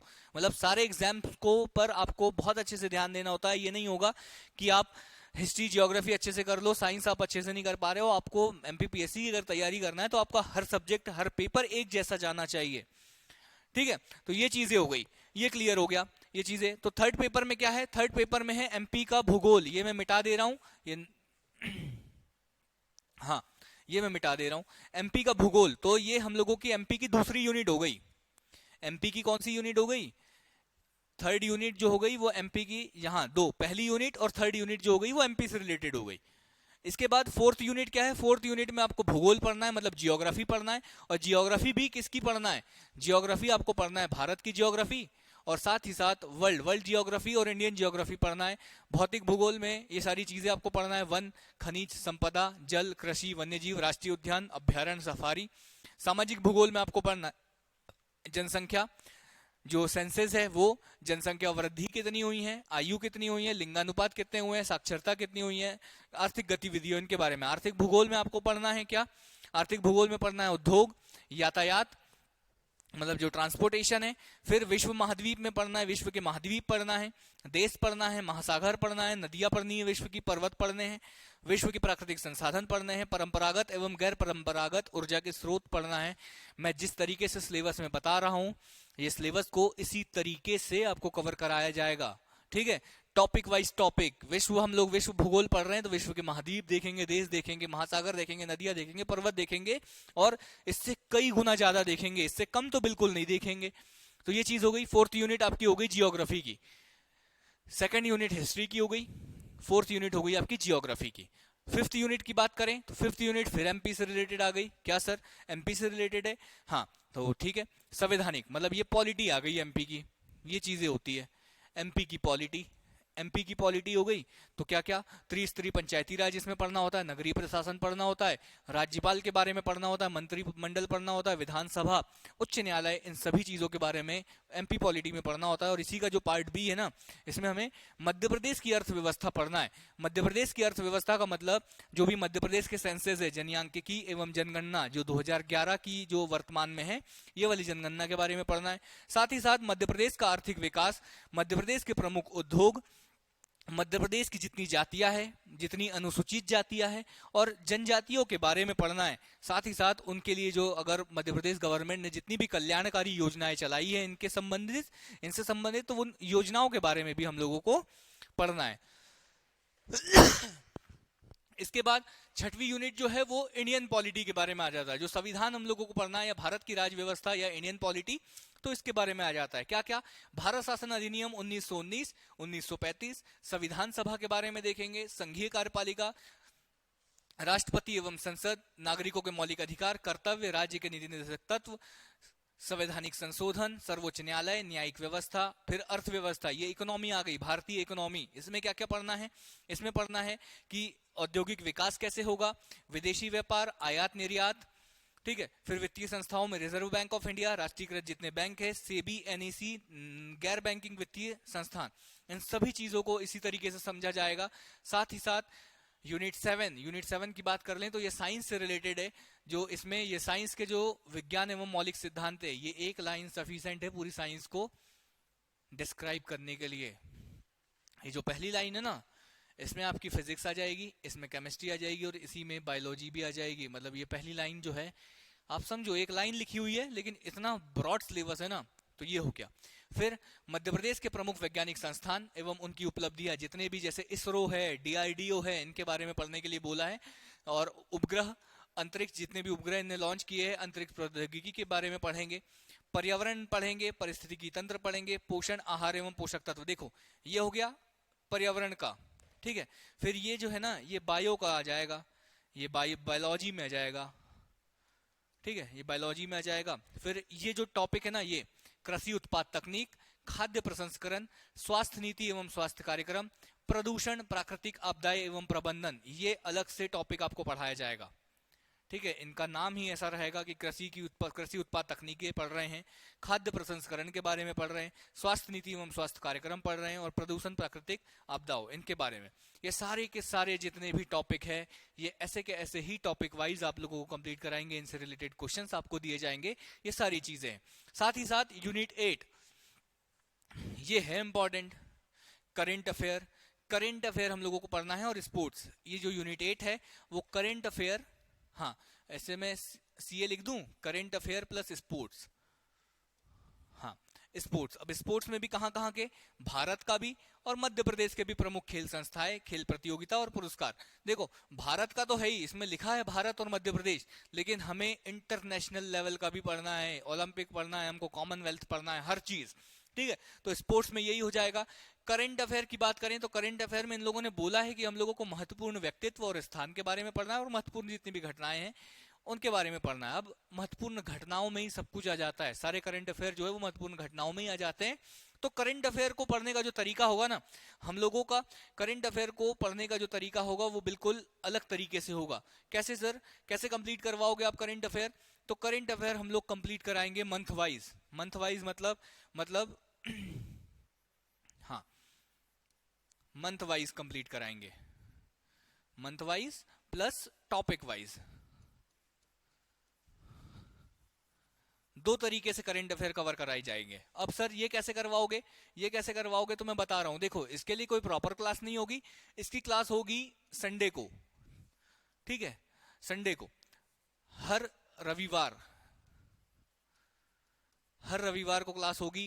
1 घंटे या 1.5 घंटे की क्लास होगी। कैसे होगी सर, देखो, इसके लिए अलग से क्लास लेने की जरूरत नहीं है। जो करंट अफेयर है ना, वो मंथ वाइज, जैसे कि मैंने बोला कि आने वाला जो संडे, उसमें हम लोग, और करंट अफेयर कितना कवर करवाओगे, तो करंट अफेयर कवर होगा जनवरी 2022 से, जब तक एग्जाम ना हो जाए, जब तक एग्जाम ना हो जाए, ठीक है, जब तक एग्जाम ना हो जाए तब तक। तो सबसे पहले करंट अफेयर कवर करेंगे जनवरी 2022 का। 1-1.5 घंटे के लेक्चर में हम लोग पूरा जनवरी का करंट अफेयर देख लेंगे।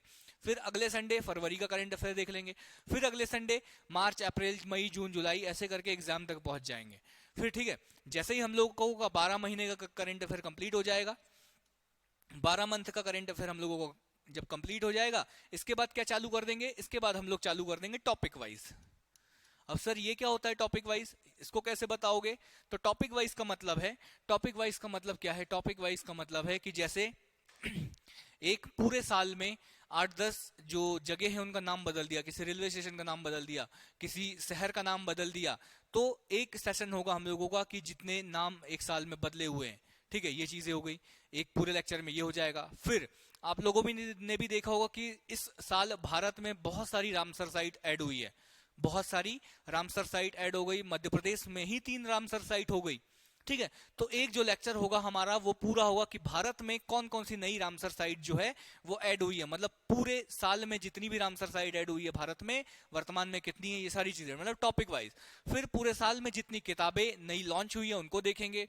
पूरे साल में जो नए चर्चित व्यक्ति है, किसी ने अगर कुछ अच्छा काम किया है, किसी को सीईओ के पद पर या किसी अन्य पदों पर अगर विराजमान है, तो उनके बारे में हर चीज, सब कुछ, मतलब इवेंट को हम लोग टॉपिक वाइज पहले मंथ वाइज समझेंगे, तो एक बार मंथ वाइज में भी वो सारी चीजें आ जाएगी, और बाद में उनको टॉपिक वाइज डिस्क्राइब करके सारी चीजें हम लोग देख लेंगे, ठीक है। फिर इंपॉर्टेंट डेज की क्लास होगी कि जनवरी में कौन कौन से डेज इंपॉर्टेंट है, फरवरी में कौन कौन से डेज इंपॉर्टेंट है, मार्च में कौन कौन से डेज इंपॉर्टेंट है, और ऐसे ऐसे आपको याद करवाया जाएगा। जैसे अब आप बोलोगे सर ये सब क्यों करवा रहे हो, क्योंकि भाई साहब क्वेश्चन आता है यार, ठीक है। पिछली बार क्वेश्चन आया था कि क्या, मतलब 2018 या 19 के पेपर में आया था कि बताइए पृथ्वी दिवस कब मनाया जाता है, अर्थ डे कब मनाया जाता है। तो ये सारी चीजें हम लोगों को करवाना ही पड़ेगा, क्योंकि आप तो पढ़ोगे नहीं, ठीक है। तो ये चीजें हो गई। इसके बाद ये, हाँ, तो ये करंट अफेयर को इस तरीके से कवर करवाएंगे, और इसी के साथ साथ जो है वो स्पोर्ट्स की क्लासेस भी चलेगी साथ में। अगर हम लोग देखें तो यूनिट 9 में क्या है, सूचना एवं संचार प्रौद्योगिकी, सूचना एवं संचार प्रौद्योगिकी, और इसमें इलेक्ट्रॉनिकी, ये सारी जो भी चीजें आईसीटी इसको बोलते हैं, इन सभी चीजों को बहुत अच्छे से कंप्लीट कराया जाएगा, आईसीटी, ठीक है। ये चीजें हो गई। इसके बाद आयोग के बारे में आप लोगों को पता ही है, यूनिट 10, अगर आप लोगों को ये देखना होगा, वैसे नहीं देखना होगा, मैंने, ठीक है, मैंने ऑलरेडी ये पढ़ा चुके हैं यूट्यूब पर, सारी क्लासेस मेरी इन आयोगों से रिलेटेड है। लेकिन हो सकता है किसी का अध्यक्ष अब चेंज हो गया होगा, तो उसको आपको अपडेट करते हुए पढ़ना है। इनको ऐसा नहीं कि हाँ सर ने बता दिया तो मतलब वही रहेगा हमेशा। अध्यक्ष चेंज होते हैं, बाकी सारी चीजें सेम रहती है, अध्यक्ष या सदस्य चेंज हो जाते हैं। तो ये आयोग ऑलरेडी कंप्लीटेड है, लेकिन नहीं, ठीक है, अगर आप लोग बैच में ज्वाइन होते हैं तो ये आयोग फिर से मेरे द्वारा ही पढ़ाए जाएंगे। तो ये सारी चीजें हो गई। बाकी ये सीसेट का है, general aptitude test, general aptitude test है, ये सारी चीजें। ये सीसेट मैंने आपको बताया कि इसमें आपको 35% मार्क्स लाना ही लाना है, और 35% मार्क्स अगर आप नहीं लाओगे तो आपके जो पहले पेपर है उसकी ओएमआर चेक ही नहीं होती है, ठीक है। तो ये चीजें हो गई।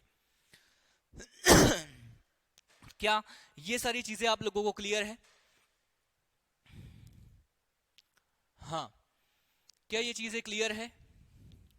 क्या सभी को ये चीजें क्लियर है? आप लोग अपने डाउट्स दीजिए। अब क्या समस्या है, क्या प्रॉब्लम है आप लोगों की? अब देखो, हाँ, पहले आप अपने डाउट्स दे दीजिए अगर किसी को कोई डाउट है तो। अब इसके बाद जो मैं बताने वाला हूं, ये बताने वाला हूं कि कौन से जो टॉपिक्स है वो हम लोगों के लिए इंपॉर्टेंट है। अगर आप प्रीलिम्स निकालना चाहते हैं तो आपको सिलेबस को कैसे बांटना होगा, तैयारी की स्ट्रेटजी कैसी होनी चाहिए, ये सारी चीजें हम लोग डिस्कशन करेंगे, ठीक है। किसी को कोई डाउट है क्या? हाँ, किसी को कोई डाउट है? रिया, स्तुति, अमन, पुष्पेंद्र, किसी को कोई डाउट है तो वो पूछिए, फिर हम लोग आगे चलते हैं।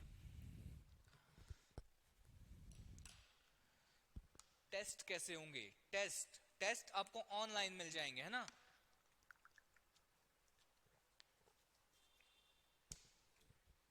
टॉपिक वाइज टेस्ट कुछ दिनों में सारे के सारे टॉपिक वाइज टेस्ट डल जाएंगे, और जो एफएलटी होंगे ना टॉपिक से जैसे आपने एमपी का कुछ पढ़ा, तो जो टॉपिक वाइज टेस्ट डले रहेंगे उसमें से आपको एमपी का टेस्ट ढूंढना है, एमपी की ज्योग्राफी का टेस्ट ढूंढना है, उसमें से आपको लगाना है आपकी प्रैक्टिस के लिए, ठीक है?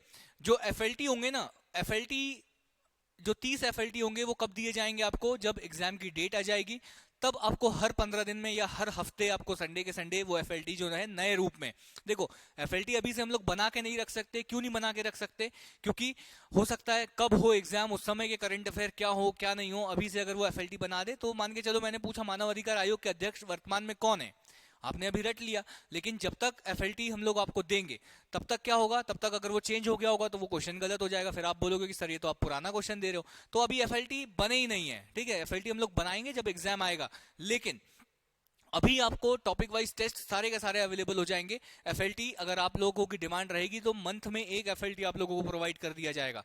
तो वही जो है वो सारे के सारे जो टेस्ट है वो आपको कहाँ मिलेंगे? वो सारे के सारे टेस्ट आप ऑफलाइन अगर देना चाहते हो तो आपको भोपाल सेंटर आना होगा। ऑफलाइन आप लोग जैसे एग्जाम होता है उसी तरीके से आपको सारी सुविधाएं उपलब्ध कराई जाएगी। और अगर आप ऑफलाइन नहीं आ सकते तो आपको ऑनलाइन वो एग्जाम देना होगा, ठीक है? ऑनलाइन मतलब ऐप के ऊपर जाकर आपको वो एग्जाम देना होगा। हाँ, तो मैं आपको क्या चीजें बता रहा था। हाँ, किसी को कोई डाउट है क्या टॉपिक से? ठीक है, कोई डाउट नहीं। रिया, नो रो, ठीक है, ओके, ठीक है। तो मैं जो चीजें बता रहा था ना, अब देखो, अब यहीं आ जाओ। अब तो मैं तो कहता हूं कि कहाँ आ जाओ? हाँ, पहली यूनिट पे आ जाओ। देखो, ये है पहली यूनिट, कौन सी है? एमपी की। दूसरी यूनिट छोड़ो, पहली यूनिट पकड़ो, तीसरी यूनिट पकड़ो एमपी की, और आप मान के चलो कि ये 5वीं यूनिट, ठीक है? पहली, तीसरी और 5वीं, ठीक है? तो ये हो गया आपका। आ जाओ इनर बोर्ड पे। तो एमपी से रिलेटेड कौन कौन सी यूनिट हो गई? पहली, तीसरी और 5वीं, ये 3 यूनिट आपकी हो गई, ठीक है? फिर हिस्ट्री की यूनिट कौन सी है? Unit second. फिर जियोग्राफी की यूनिट कौन सी है? यूनिट 4। पॉलिटी की यूनिट कौन सी है? पॉलिटी की यूनिट है 6। 7 में क्या है? 7 में साइंस है, ठीक है? साइंस की यूनिट कौन सी है? 7। हाँ, ये यूनिट का नाम लिख रहा हूं मैं, यूनिट 7, ठीक है? इसके बाद क्या सर? और थोड़ा 3 यूनिट तो बची है, तो इधर ही कर लो सर, ठीक है? तो ये हो गया। इसके बाद क्या है? यूनिट 7 के बाद unit 8 current affair plus sports, unit 8, ठीक है? इसके बाद क्या है? इसके बाद current affair plus sports, unit 8। उसके बाद आईसीटी यूनिट 9, और आयोग कमीशन जो होंगे वो यूनिट 10। क्या ये चीजें आप लोगों को रटी हुई है? क्या आपको हर यूनिट पता है कि कौन सी यूनिट कहाँ है, कौन सी यूनिट में क्या है? अब देखो, जो मार्क्स आते हैं ना, जो नंबर आते हैं, ये मान के चलो आप देखो अभी क्या होने वाला है। कभी भी प्रीलिम्स की तैयारी करने से पहले आपको कम से कम पिछले 5 सालों के पेपर देखने होते हैं। पिछले 5 सालों के पेपर देखने से क्या होता है? आप लोगों को एग्जाम की प्रकृति पता चलती है, एग्जाम का नेचर पता चलता है कि अगर एमपी से क्वेश्चन आ रहा है तो वो किस टाइप के क्वेश्चन पूछता है। अगर जियोग्राफी से क्वेश्चन आ रहा है तो उसका क्या माइंडसेट है उसका क्वेश्चन पूछने का। अगर इकोनॉमी से, अगर पॉलिटी से क्वेश्चन आ रहे हैं तो वो किस तरीके के क्वेश्चन पूछ रहे हैं, ये सारी चीजें। अब इस चीजों का भी सॉल्यूशन ये है कि हम लोग खुद लास्ट 10 सालों के क्वेश्चंस आप लोगों को सॉल्व करवाने वाले। पिछले 10 सालों के क्वेश्चन, कौन से क्वेश्चंस? वही का वही पूरा का पूरा पेपर आपको सॉल्व करवाने वाले हैं। लास्ट 10 सालों के 10 लेक्चर में वो पेपर आप लोगों को सॉल्व करवाने वाले हैं। तो उससे क्या होगा? उससे आपको पता चलेगा कि यार एग्जैक्टली क्वेश्चन आते कैसे हैं, एग्जैक्टली क्वेश्चन आते कैसे हैं, कैसे वो क्वेश्चन पूछता है। और मैंने अगर पिछले 3-4 सालों के क्वेश्चंस देखे हैं तो उन 3-4 सालों के क्वेश्चंस में मैंने यहां पर देखा है कि जो एमपी है, एमपीपीएससी के प्रीलिम्स के एग्जाम में एमपी से जो क्वेश्चन आने की जो संभावनाएं रहती है ना, वो 35 से 40 क्वेश्चन। मतलब सर, मतलब 100 में से 40 क्वेश्चन तो आप मान के चलो एमपी के ही आने रहते हैं। और मैक्सिमम स्टूडेंट क्या करता है, तैयारी के नाम पे उठा लेता है हिस्ट्री, तैयारी के नाम पे उठा लेता है जियोग्राफी। अरे जरूरी सब है, लेकिन आप समझिए कि सबसे ज्यादा जरूरी क्या है। ठीक है, हिस्ट्री क्या है, हिस्ट्री कभी खत्म ही नहीं होती है। और स्टूडेंट क्या करता है, स्टूडेंट करता है कि तैयारी के पहले दिन से हिस्ट्री पढ़ता है और आखिरी दिन तक हिस्ट्री ही पढ़ता है, कभी कंप्लीट ही नहीं हो पाती क्योंकि वो है ही इतनी बड़ी। और मार्क्स क्वेश्चन कितने आते हैं, 6-7, 5-6, मैक्सिमम मैक्सिमम खूब हो गया तो 8, 10 तो मैंने कभी देखे ही नहीं है प्रीलिम्स के एग्जाम में। ठीक है, तो हिस्ट्री ये मान के चलो, ठीक है, तो ये हो गया। अरे जो पकड़ बनानी वो इस पे बनाओ ना, जो 35 से 40 मार्क्स दे के जा रहा है। इसके 35-40 क्वेश्चन आने ही आने तय रहते हैं, 25 से कम तो कभी आए ही नहीं। करंट अफेयर के मिला दो तो पूरे 35-40 क्वेश्चन आ जाते हैं, एमपी के करंट अफेयर सारी चीजें। अभी जब मैं 2020 का क्वेश्चन पेपर आपको सॉल्व करवाऊंगा, कल लाइव यूट्यूब पे करवाएंगे वो क्वेश्चन पेपर सॉल्व हम लोग, आप लोग देखिएगा। ठीक है, तो आपको पता चलेगा कि एमपी के क्वेश्चंस कितने आते हैं और किस तरीके से क्वेश्चंस आते हैं। आपको खुद लगेगा कि वाह यार 35-40 क्वेश्चन एमपी से आ रहे हैं। आप खुद देखोगे, आपको खुद समझ आएगा, आपको खुद समझ आएगा कि हिस्ट्री से प्रीलिम्स में क्वेश्चन बहुत कम आते हैं। और आते भी है, मान के चलो 6 क्वेश्चन आए भी तो 6 में से 3 क्वेश्चन तो किसी से बनने ही नहीं है, 3 क्वेश्चन सबसे बन जाने हैं। आप नॉर्मल भी पढ़े रहोगे ना तो भी 3 क्वेश्चन बन जाने, 3 तो बनने ही नहीं है किसी से।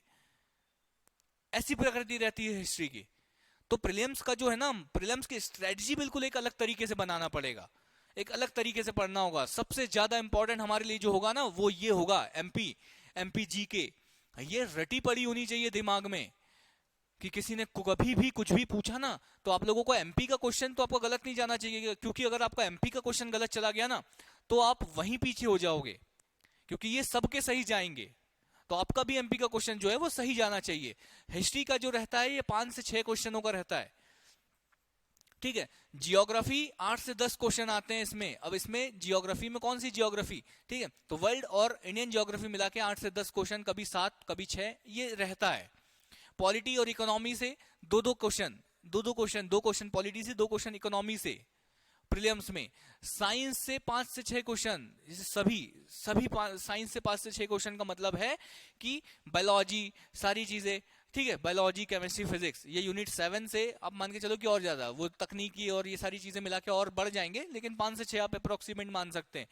करंट अफेयर का कुछ डिपेंडेंट नहीं है, करंट अफेयर कभी 5-7 भी आ जाते हैं, कभी 2-3 आते हैं और कभी 17-18 भी आते हैं। ठीक है, एक साल था 2017 का जब करंट अफेयर ने धुआंधार मचा दिया था, 18-18 क्वेश्चन करंट अफेयर के आए थे। ठीक है, तो करंट अफेयर भी इंपॉर्टेंट है, क्योंकि हमको नहीं पता ना यार भाई आगे वाले एग्जाम में करंट अफेयर का वेटेज ज्यादा होने वाला है कि किसका वेटेज ज्यादा होने वाला है। लेकिन हमको इतना जरूर पता है कि ये जो एमपी है ना इसका वेटेज कभी कम होने ही नहीं वाला है। ये 35-30 क्वेश्चन तो आपको देके ही जाने वाला है, तो इसको क्यों हम हल्के में ले। सबसे पहला टारगेट हमारा होगा कि हम लोगों को एमपी कंप्लीट करनी है। ठीक है, ये चीजें हो गई। इसके बाद आईसीटी, ये आपको 6 क्वेश्चन हर बार देके जाता है।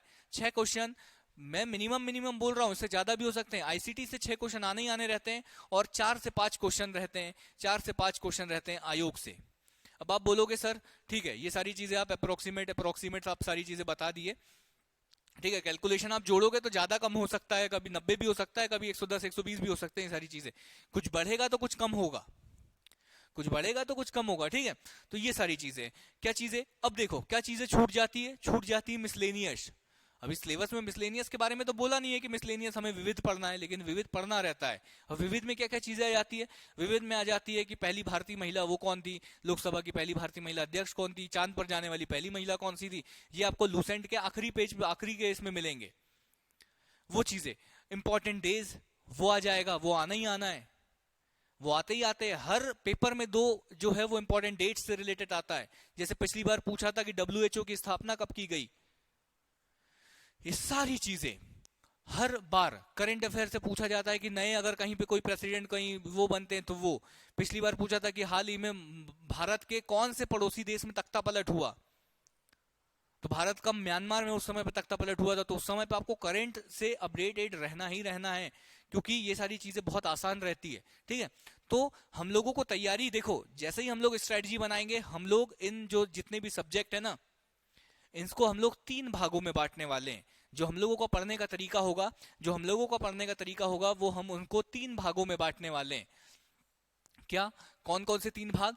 पहला भाग होगा वो सब्जेक्ट जो समय कम लेगा, समय कम और नंबर ज्यादा, अंक ज्यादा। समय कम, अंक ज्यादा देगा, भाग 1 ये हो जाएगा। दूसरे भाग में पढ़ेंगे क्या चीजें? वो सब्जेक्ट जो समय ज्यादा लेता है, समय ज्यादा, अंक कम, अंक कम। जैसे हिस्ट्री, जैसे पॉलिटी, जैसे इकोनॉमी। समय सफिशिएंट ये लेते हैं, लेकिन इससे हम लोगों को मार्क्स कम मिलते हैं। समय कम, अंक ज्यादा। समय कम, अंक ज्यादा मतलब आपको आयोग पढ़ना है। समय कम, अंक ज्यादा, आईसीटी पढ़ना है, यूनिट 10, यूनिट 9, यूनिट 8। ये करंट अफेयर, ये कम समय में ज्यादा नंबर आपको देके जाएंगे।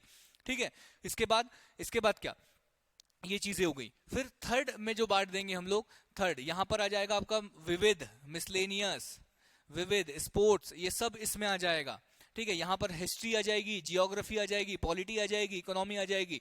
और थर्ड भाग में रहेगा समय भी बराबर, समय बराबर अंक। जितना आप समय दोगे उतना आपको अंक मिलेंगे, उतने आपको नंबर मिलेंगे। जैसे एमपी को जितना आप ज्यादा समय दोगे, एमपी के करंट, एमपी के इतिहास, जितना ज्यादा समय दोगे उतना ज्यादा वो नंबर आपको देके जाएगा। ठीक है, तो हम लोगों की जो पढ़ने की स्ट्रेटजी होगी वो ऐसी ही होगी। कैसी होगी? 3 भागों में हम लोग सिलेबस को बांटेंगे, जो हमारे लिए ज्यादा इंपॉर्टेंट होगा। जैसे अगर मान के चलो 3 क्लासेस चल रही है, 3 भागों में हम लोगों ने सिलेबस को बांटा, तो हम लोग कोशिश करेंगे कि जो एक क्लास होगी वो ये इस वाले सब्जेक्ट पे चले। किस सब्जेक्ट पे? जो समय ज्यादा लेता है लेकिन अंक कम देता है। लेकिन जो 2 क्लासेस चलेगी वो इन पर चलेगी, समय बराबर, अंक बराबर, समय कम, अंक ज्यादा। तो हम लोगों का जो मेन फोकस होने वाला है ना, वो इन दोनों पर होने वाला है, पार्ट 1 और पार्ट 3 पर। इस पर हम लोग कम फोकस देंगे, लेकिन अगर मैं बोल रहा हूं कम फोकस करेंगे, इसका ये मतलब नहीं है कि आपका कंप्लीट नहीं होगा। कंप्लीट होगा, नो डाउट कंप्लीट पूरा होगा। लेकिन हम लोगों को पढ़ने का जो टाइम टेबल होगा, अगर आप 10 घंटे पढ़ते हो तो मैं कहूंगा आपको कि आप 7 घंटे ये 2 चीजें पढ़े। कौन सा? पार्ट 1 और पार्ट 3। अब बचे हुए 3 घंटे इनको पढ़ो। लेकिन अगर आप 10 घंटे पढ़ते हो और 10 घंटे में से अगर आप 8 घंटे हिस्ट्री और जियोग्राफी और पॉलिटी पढ़ते हो, तो प्रीलिम्स निकलने का सवाल ही नहीं उठता, क्योंकि इतने नंबर आएंगे नहीं। आप हिस्ट्री, जियोग्राफी, पॉलिटी तीनों कर लो तो आपको 20 क्वेश्चन ना दे दे ये 3 सब्जेक्ट, और इनको पढ़ने में आपको 1 साल लग जाएगा अगर आप खुद से पढ़ोगे तो। दे ही नहीं सकते। ठीक है, तो आप समझिए। कमेंट दिखाइए सर थोड़ा। ठीक है, रिया मैं अभी शेड्यूल कर दूंगा पॉलिटी की क्लासेस, है ना, तो आपको नोटिफिकेशन पहुंच जाएगा। लगभग 7-8 बजे के करीब होगी। जैसे ही यहाँ पर जो चीजें होगी ना, जैसे यहाँ पर क्या होगा, जैसे यहाँ पर शेड्यूल खाली होगा, क्योंकि शाम को बहुत सारी क्लासेस रहती है, उस बीच में जब भी टाइम मिलेगा तो मैं शेड्यूल कर दूंगा। पहले अभी मैं टीम से बात कर लूंगा कि कब का टाइम खाली है, उसके हिसाब से पॉलिटी की क्लास चालू कर दूंगा। शेड्यूल 2-3 घंटे पहले कर दूंगा, नो डाउट, आप चिंता ना करिएगा।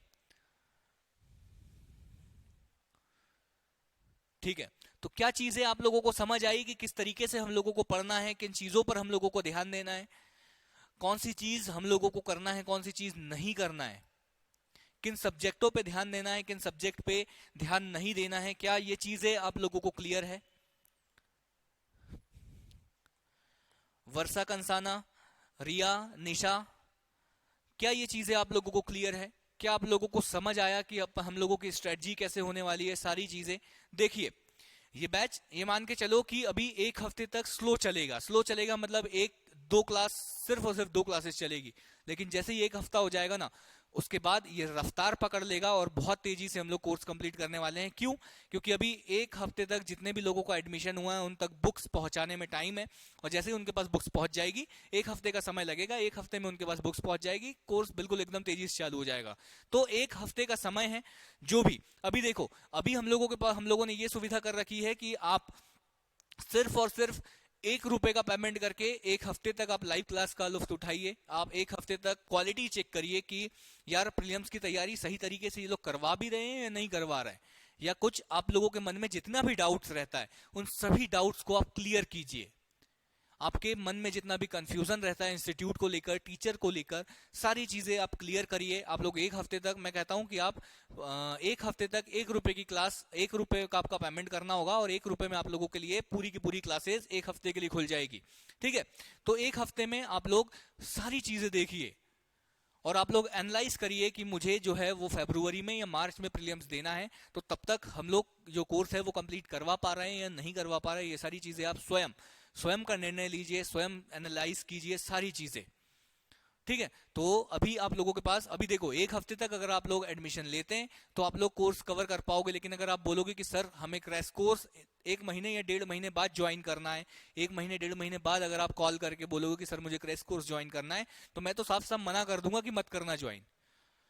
क्योंकि 70-80 वीडियो हो चुके होंगे, 70-80 लेक्चर हो चुके होंगे, उनको कवर करते करते आपका पसीना निकल जाएगा, नहीं कर पाओगे। तो कोशिश करो कि साथ के साथ सारी चीजें चले। ठीक है, तो ये सारी चीजें, ये सारी जो इंट्रोडक्शन क्लासेस थी, आपको एमपीपीएससी के बारे में बताना, आपको एमपीपीएससी के सिलेबस के बारे में बताना, और साथ ही साथ आपको बताना कि कौन से सब्जेक्ट का जो है वो क्या चलने वाला है। अभी आपकी जो क्लासेस है वो क्या क्या स्टार्ट होने वाली है। तो अभी आपकी क्लासेस जो है वो एमपीजीके, जैसा कि मैंने बताया कि एमपीजीके का वेटेज ज्यादा है, तो एमपीजीके से आपकी स्टार्ट हो जाएगी। साथ ही साथ आपकी करंट अफेयर की क्लास चालू हो जाएगी, जो मंथ वाइज करंट अफेयर चलेगा, और स्पोर्ट्स चालू हो जाएगा, मतलब यूनिट 8 आपकी चालू हो जाएगी। ये एक हफ्ते का बता रहा हूं मैं, ये एक हफ्ते में ये सारी चीजें चालू हो जाएगी।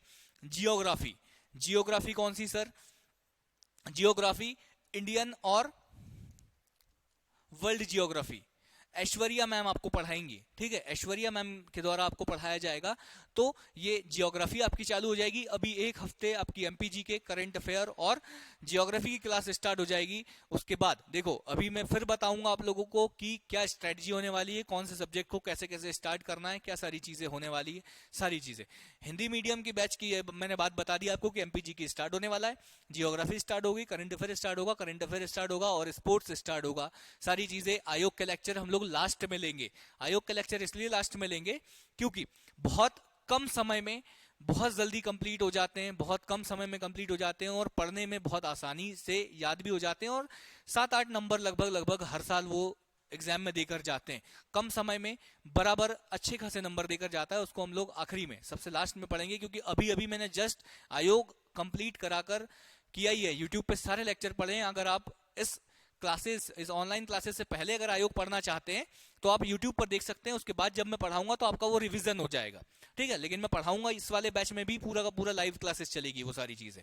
ठीक है, तो ये सारी चीजें, आपको किसी भी टॉपिक से रिलेटेड कोई भी डाउट है, अभी आप लोगों के, अब मैं 5 मिनट तक आप लोगों के डाउट्स लेने वाला हूं, उसके बाद हम लोग सेशन को एंड करेंगे। ठीक है, दिवाली के बाद स्पीड पकड़ेंगे, वर्षा कह रही है कि दिवाली के बाद स्पीड पकड़ेंगे। ठीक है, मैं समझता हूँ सारी चीजें। दिवाली तक ये मान के चलिए कि हाँ, दिवाली तक बिल्कुल स्लो क्लासेस चलेगी, दिवाली के बाद बहुत तेजी से हो जाएगी। आपने काफी अच्छा समझाया, मुझे तो पहली क्लास से कॉन्फिडेंस आ रहा है। बहुत बहुत धन्यवाद वर्षा, ऐसी ही क्लासेस चलती रहेगी। ठीक है, ऐसी ही सारी चीजें, क्योंकि हम लोगों का उद्देश्य ही है कि अगर 100 में से एक स्टूडेंट को भी अगर समझ नहीं आए ना, तो उस दिन हम लोग अपने आप को असफल मान लेते हैं। ये मान के चलो कि क्योंकि हर इंसान, देखो, टीचर का जो एक काम होता है ना, टीचर का काम एक बहुत मुश्किल काम होता है, क्योंकि उसके सामने जितने स्टूडेंट बैठे हुए होते हैं वो सारे के सारे स्टूडेंटों की जो मेंटलिटी, जो मेंटल स्ट्रेंथ होती है, मेंटल स्ट्रेंथ का मतलब उसके समझने की जो क्षमता होती है ना, वो अलग अलग होती है। मान के चलो कि कोई चीज मुझे जो है वो एक बार में समझ आ जा रही है, लेकिन इसका मतलब जरूरी नहीं है कि वो अमन को, या जरूरी नहीं है कि वो वर्षा को एक बार में समझ आ जाए, या मैं जिस तरीके से समझा रहा हूं वो जरूरी नहीं कि अमन को समझ आ रहा है तो वर्षा को समझ आ रहा है। तो हम लोगों का रहता है कि सबको समझ आए सारी चीजें, सबको समझाना एक बहुत बड़ी वो चीज होती है, तो सबको समझ आना चाहिए। ठीक है, सबकी मेंटल स्ट्रेंथ अलग अलग होती है। देखो कुछ लोग बोलते हैं कि सर हमें याद जल्दी नहीं होता है। देखो मैंने वही बोला कि सबकी मेंटल स्ट्रेंथ अलग अलग होती है। कोई चीज मुझे अगर एक बार में याद हो रही है तो जरूरी नहीं कि वो आपको एक बार में याद हो सकता है उस चीज को आपको पढ़ने में 10 बार लगे, आपको 10 बार पढ़ोगे तब जाके आपको याद होगी, ये भी हो सकता है। ठीक है, तो सबकी अलग अलग स्थिति होती है, तो अपनी जो स्ट्रेटजी है वो अपने हिसाब से, अपनी स्ट्रेंथ के हिसाब से बनाइए। जरूरी नहीं है कि आगे वाला 10 घंटे पढ़ रहा है तो आप 12 घंटे पढ़ो, 10 घंटे पढ़ो, 8 घंटे पढ़ो। अगर आपकी कैपेबिलिटी है कि आप वो जो 12 घंटे में पढ़ रहा है उसी चीज को आप 4 घंटे में पढ़ पा रहे हो तो आपके लिए सफिशिएंट है, आपको 4 घंटे से ज्यादा पढ़ने की जरूरत ही नहीं है। ठीक है, तो सारी चीजें सब कुछ क्लियर है। कोई भी अगर आप लोगों को डाउट है तो एक बार आप लोग और कमेंट बॉक्स में लिख दीजिए, मैं आप लोगों के कमेंट लूंगा। उसके बाद हम लोग इस सेशन को यहीं खत्म करेंगे और कल से हम लोगों की फिर से मुलाकात होगी किस चीज को लेकर। तो एमपीजी के मैं ही आप लोगों को पढ़ाने वाला हूं हिंदी मीडियम में, मैं ही आप लोगों के सामने आने वाला हूं बार बार हिंदी मीडियम के बैचेस में। एमपीजी को लेकर मैं आपको के लिए लेकर आने वाला हूं जियोग्राफी की क्लासेस, ऐश्वर्या मैम लेकर आएंगी, और सारी चीजें जैसे भी टीचर्स होंगे हम लोग आप लोगों को अपडेट कर देंगे। क्लासेस का जो टाइम टेबल है वो आज फिक्स हो जाएगा। सारी चीजें आप लोगों को टाइम टू टाइम पता चलेगा कि 11 से 12, 11 से 1 आपकी क्लास चलेगी और कंटिन्यू क्लास चलेगी। ऐसा नहीं है कि एक क्लास सुबह चलेगी एक शाम को चलेगी, ऐसा नहीं चलेगा। सुबह 11 से अगर क्लासेस चलेगी तो 11 से 1 कंटिन्यू आपको क्लास लेनी पड़ेगी, 2 या 3 क्लासेस। ठीक है, तो ये सारी चीजें हैं। एक बार कमेंट में एक बार और देख लेता हूं, इसके बाद हम लोग सारी चीजें बिल्कुल। हाँ वर्षा, एग्जाम ओरिजिनल्स के जो बुकलेट्स है वो प्रीलिम्स और मेंस दोनों के लिए सफिशिएंट है। देखो वैसे हम लोग 12 बुकलेट्स देते हैं, हम लोगों का मोटिवेशन ये है ही नहीं कि प्रीलिम्स और मेंस की तैयारी अलग अलग करवाए। इसीलिए जो हम लोगों ने बुकलेट्स बनाई है वो प्रीलिम्स और मेंस की बुकलेट्स एक साथ बनाई हैं। लेकिन क्रैश कोर्स लॉन्च करने का मतलब ये है कि अभी जो है वो आने वाले 4 महीनों में प्रीलिम्स आने वाला है, तो अभी इस समय पर जो सारे स्टूडेंट्स हैं हम चाहते हैं कि वो सारे के सारे स्टूडेंट्स हैं वो अब प्रीलिम्स की तरफ फोकस्ड हो जाए। क्योंकि आप खूब भी मेंस पढ़ लोगे लेकिन अगर आपका प्रीलिम्स क्वालिफाइड ही नहीं होगा तो आप मेंस पढ़ के कर क्या लोगे। तो अभी हम लोग चाह रहे हैं कि 3 से 4 महीने जो है वो सिर्फ और सिर्फ प्रीलिम्स के ऊपर फोकस्ड हो, और प्रीलिम्स और मेंस में कुछ ज्यादा अंतर होता नहीं है, ये सारी चीजें। ठीक है, तो बुकलेट्स जो है वो सफिशिएंट है, बुकलेट्स प्रीलिम्स के लिए सफिशिएंट है। बुकलेट्स के साथ साथ जो क्लास की स्लाइडें होंगी, क्लास के जो बोर्ड पे जो स्लाइडें होगी, वो जो स्लाइड है वो पीडीएफ आपको प्रोवाइड कर दी जाएगी, आप उससे भी पढ़ सकते हो। और मैं तो कहूंगा बुकलेट्स तो सारी अपनी जगह रहती है, बुक्स सारी अपनी जगह रहती है। जो सबसे ज्यादा जो इंपॉर्टेंट होता है, सबसे ज्यादा जो आपकी तैयारी में आप लोगों को मदद करती है वो आपके हैंड रिटन नोट्स, आपके शॉर्ट नोट्स। आप अगर हैंड रिटन नोट्स बनाओगे वो सबसे ज्यादा इंपॉर्टेंट, आप लोगों को वो सबसे ज्यादा मदद करती है एग्जाम्स में। क्योंकि आप जब रिवीजन करोगे एग्जाम के 15 दिन, जब आप 15 दिन पहले जब आप रिवीजन करोगे तो आप सारी बुकलेट्स पढ़ ही नहीं सकते। कैसे पढ़ डालोगे सारी बुकलेट्स? लेकिन अगर आपके शॉर्ट नोट्स, लेकिन अगर आपके हैंड रिटन नोट्स अगर आपके बने होंगे तो आप बहुत अच्छे से सारा रिवीजन बार बार कर पाओगे। और एग्जाम के लास्ट में सिर्फ और सिर्फ जो दिक्कत देता है वो रिवीजन ही दिक्कत देता है। जो 1-2 नंबर आपके गलत हो जाते हैं ना, 1-2 नंबर से जो कट ऑफ के अंदर आ जाते हैं वो लोग सिर्फ और सिर्फ रिवीजन के कारण, वो रिवीजन नहीं करते समय पे और रिवीजन के कारण ही वो बाहर हो जाते हैं। बाकी पढ़ते तो सब लोग बराबर ही है। अगर 2 से 3 बार रिवीजन नहीं होता है तो दिक्कत हो जाती है। और रिवीजन करने के लिए यह है कि क्लास के साथ साथ जैसे जैसे क्लासेस चल रही है आप अपने हैंड रिटन नोट्स बनाते चलो। नहीं समझ आ रहा है, पीडीएफ आपको हम लोग प्रोवाइड कर रहे हैं, तो वो पीडीएफ का प्रिंट नहीं निकालना है, आप हैंड रिटन नोट्स बनाइए। मैं तो कहूंगा हैंड रिटन नोट्स बनाइए और हैंड रिटन नोट्स से पढ़िए, क्योंकि अपना लिखा हुआ जो है वो सबसे ज्यादा याद होता है। अपना लिखा हुआ जो चीज रहती है उसकी इमेज बहुत ज्यादा बनती है। ठीक है, तो ये चीजें क्लियर है। बुकलेट्स सफिशिएंट है, एग्जाम ओरिजिनल्स की बुकलेट बिल्कुल सफिशिएंट है। अगला कमेंट, ठीक है। प्रखर सर इंग्लिश मीडियम में पढ़ाते हैं, इंग्लिश मीडियम में हिस्ट्री और जो भी चीजें होगी वो आप लोगों को बता दी जाएगी। पुष्पेंद्र सिकरवार कह रहे हैं कि एनसीईआरटी पढ़ना जरूरी है क्या? एनसीईआरटी पढ़ना जरूरी है क्या और क्या? ठीक है, एनसीईआरटी पढ़ना जरूरी है क्या? Yes sir. एग्जाम ओरिजिनल्स की बुक्स आएंगी क्या, वो सफिशिएंट है? बिल्कुल, ये चीज मैंने बता दी कि सफिशिएंट है। प्रखर सर क्या पढ़ाएंगे? प्रखर सर पढ़ाएंगे, मैंने बताया हिस्ट्री पढ़ाएंगे, इकोनॉमी पढ़ाएंगे, और भी जो चीजें होगी, स्पोर्ट्स की क्लासेस प्रखर सर लेंगे, ये सारी चीजें। और वो भी वो बोल देते हैं तो ही समझ आ जाता है, बाकी किसी चीज की कोई जरूरत नहीं है। ठीक है, हाँ, पुष्पेंद्र कह रहे हैं कि सर एनसीईआरटी पढ़ना जरूरी है क्या? देखो, एनसीईआरटी पढ़ना जरूरी है, इसमें कोई डाउट नहीं है, लेकिन मैं कहता हूं कि देखो, एनसीईआरटी क्या है? एनसीईआरटी आपका बेस बनाने के लिए है, ठीक है। ये सारी चीजें, एक किसी स्टूडेंट ने यार कॉल करके भी पूछा था कि सर मैंने एनसीईआरटी खरीद के लिए आई हूं लेकिन अब मैं पढ़ नहीं पा रही हूं। तो ये डाउट मैक्सिमम स्टूडेंटों के साथ रहता है कि यार सर एनसीईआरटी पढ़ना चाहिए या नहीं पढ़ना चाहिए। देखो, एनसीईआरटी उन स्टूडेंटों को पढ़ना चाहिए जिनका बेस जो है वो बिल्कुल जीरो है। लेकिन मैं तो कहता हूं कि एनसीईआरटी क्या करोगे आप बताओ। 6th से 12th तक की एनसीईआरटी ले आओगे, ठीक है। 6th से 12th तक की एनसीईआरटी ले आओगे। लगभग लगभग कितनी किताबें आएगी आप थोड़ा बता दो मुझे। लगभग लगभग 30 किताबें मान लो आप, ठीक है। लगभग लगभग 30 किताबें आप लेके आ जाओगे। 30 किताबें ले आए, 30 किताबें ले आए, पैसा कितना खर्च हुआ? लगभग 2000 रुपए। 2000 रुपए आपका खर्च हो गया। अब इसके बाद की मेहनत मैं आपको बताता हूं। इसके बाद की आपकी मेहनत क्या है, ठीक है। इसकी बात की मेहनत है इन एनसीईआरटी को पढ़ना। इन एनसीईआरटी को पढ़ना, ये है एनसीईआरटी। ये मान के चलो पहला पन्ना है, इसमें उसको आपको ध्वनि समझाना है। एनसीईआरटी वाला जो है वो आपको ध्वनि के बारे में समझा रहा है, ध्वनि के बारे में समझा रहा है। तो अगर 7th की एनसीईआरटी में ध्वनि या 8th की एनसीईआरटी में ध्वनि या साइंस के बारे में कुछ आप लोगों को पढ़ा रहा है वो, तो एनसीईआरटी जो बनाने वाला है ना, उसका उद्देश्य क्या है? क्योंकि वो 7th क्लास के बच्चे के लिए बुक बना रहा है, तो उसको वैसे एग्जाम्पल देना पड़ता है क्यों, ताकि वो 7th क्लास का जो बच्चा है ना उसको समझ आ जाए। उसको नहीं, उसने कभी नहीं बोला कि एनसीईआरटी जो है मैं एमपीपीएससी की तैयारी करने वाले बच्चे के लिए बना रहा हूं। क्योंकि उसको 7th क्लास के बच्चे को समझाना है, इसलिए वो वैसे एग्जाम्पल देगा। वो ध्वनि बोलेगा तो ध्वनि के एग्जाम्पल क्या देगा? वो बोलेगा कि एक घंटी लीजिए, एक हथौड़ा लीजिए और बजाइए, ऐसे जो आवाज आएगी वो ध्वनि कहलाती है। ऐसे एग्जाम्पल वो आपको देता है। क्या आप एमपीपीएससी के एग्जाम में ऐसे एग्जाम्पल लिख पाओगे? नहीं लिख पाओगे, ठीक है। तो इस एक पेज में मैं बुराई नहीं कर रहा हूं कि एनसीईआरटी खराब है, ठीक है। एनसीईआरटी के इस एक पेज में आपको जो इंपॉर्टेंट चीजें मिलेगी वो सिर्फ मिलेगी 4 लाइन की, ठीक है। 4 लाइन की, 4 लाइन, कितनी लाइन? 4 लाइन। क्या मिलेगा? एक तो आपको डेफिनेशन मिलेगी, क्या परिभाषा मिलेगी, और परिभाषा के साथ आपको मिलेगा एग्जाम्पल, ठीक है। तो आप क्या करोगे, इस एक पेज से 4 लाइन की डेफिनेशन निकालोगे, और डेफिनेशन निकालने के बाद उसका एक एग्जाम्पल निकालोगे। मतलब ये जो 20-22 लाइन की जो पेज है उसमें से जो आपके लिए इंपॉर्टेंट है वो सिर्फ 3 और 4 लाइन इंपॉर्टेंट है। उसके लिए आपको क्या करना पड़ रहा है? पूरे पेज को पढ़ना पड़ रहा है, पूरे पेज को ध्यान से पढ़ना पड़ रहा है। तो इतनी मेहनत क्यों करें जब बहुत सारी मार्केट में जो किताब है या एग्जाम ओरिजिनल्स की बुकलेट ने जो एनसीईआरटी के ही जो टॉपिक है, जो अलग अलग कोचिंग्स के जो बुकलेट्स होती है या एग्जाम ओरिजिनल्स की जो बुकलेट्स है या अदर मार्केट में जितनी भी बुकलेट्स है, उन बुकलेट्स ने क्या किया हुआ है? उन बुकलेट्स में क्या किया हुआ है?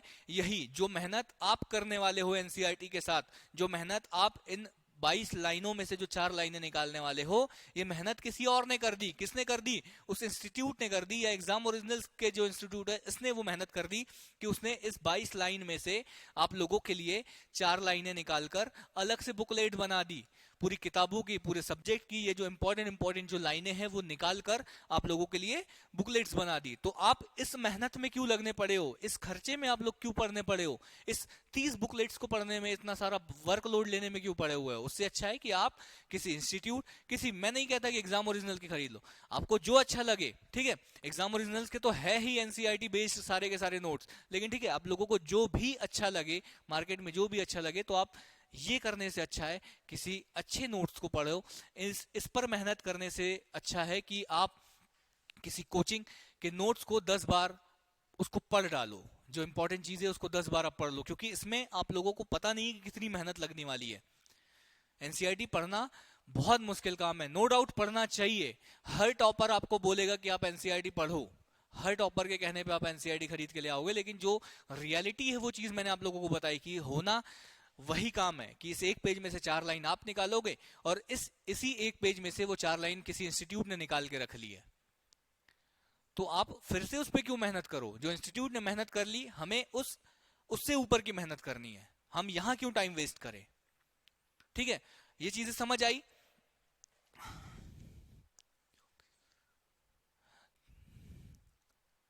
क्या बोल रहे हैं? जॉब नहीं, पुष्पेंद्र बोल रहे हैं।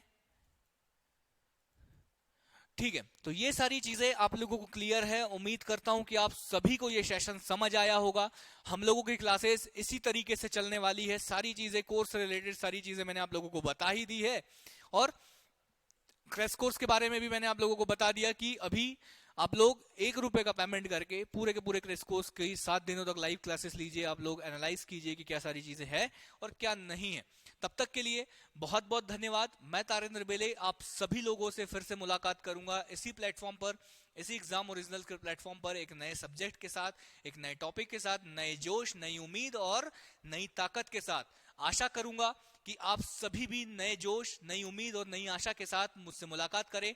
हम लोगों की बातें यूं ही चलती रहेगी, हम लोगों की मुलाकातें यूं ही चलती रहेगी और हम इसी तरीके से आपसे मिलते रहेंगे। तब तक के लिए बहुत बहुत धन्यवाद। साधुवाद, धन्यवाद।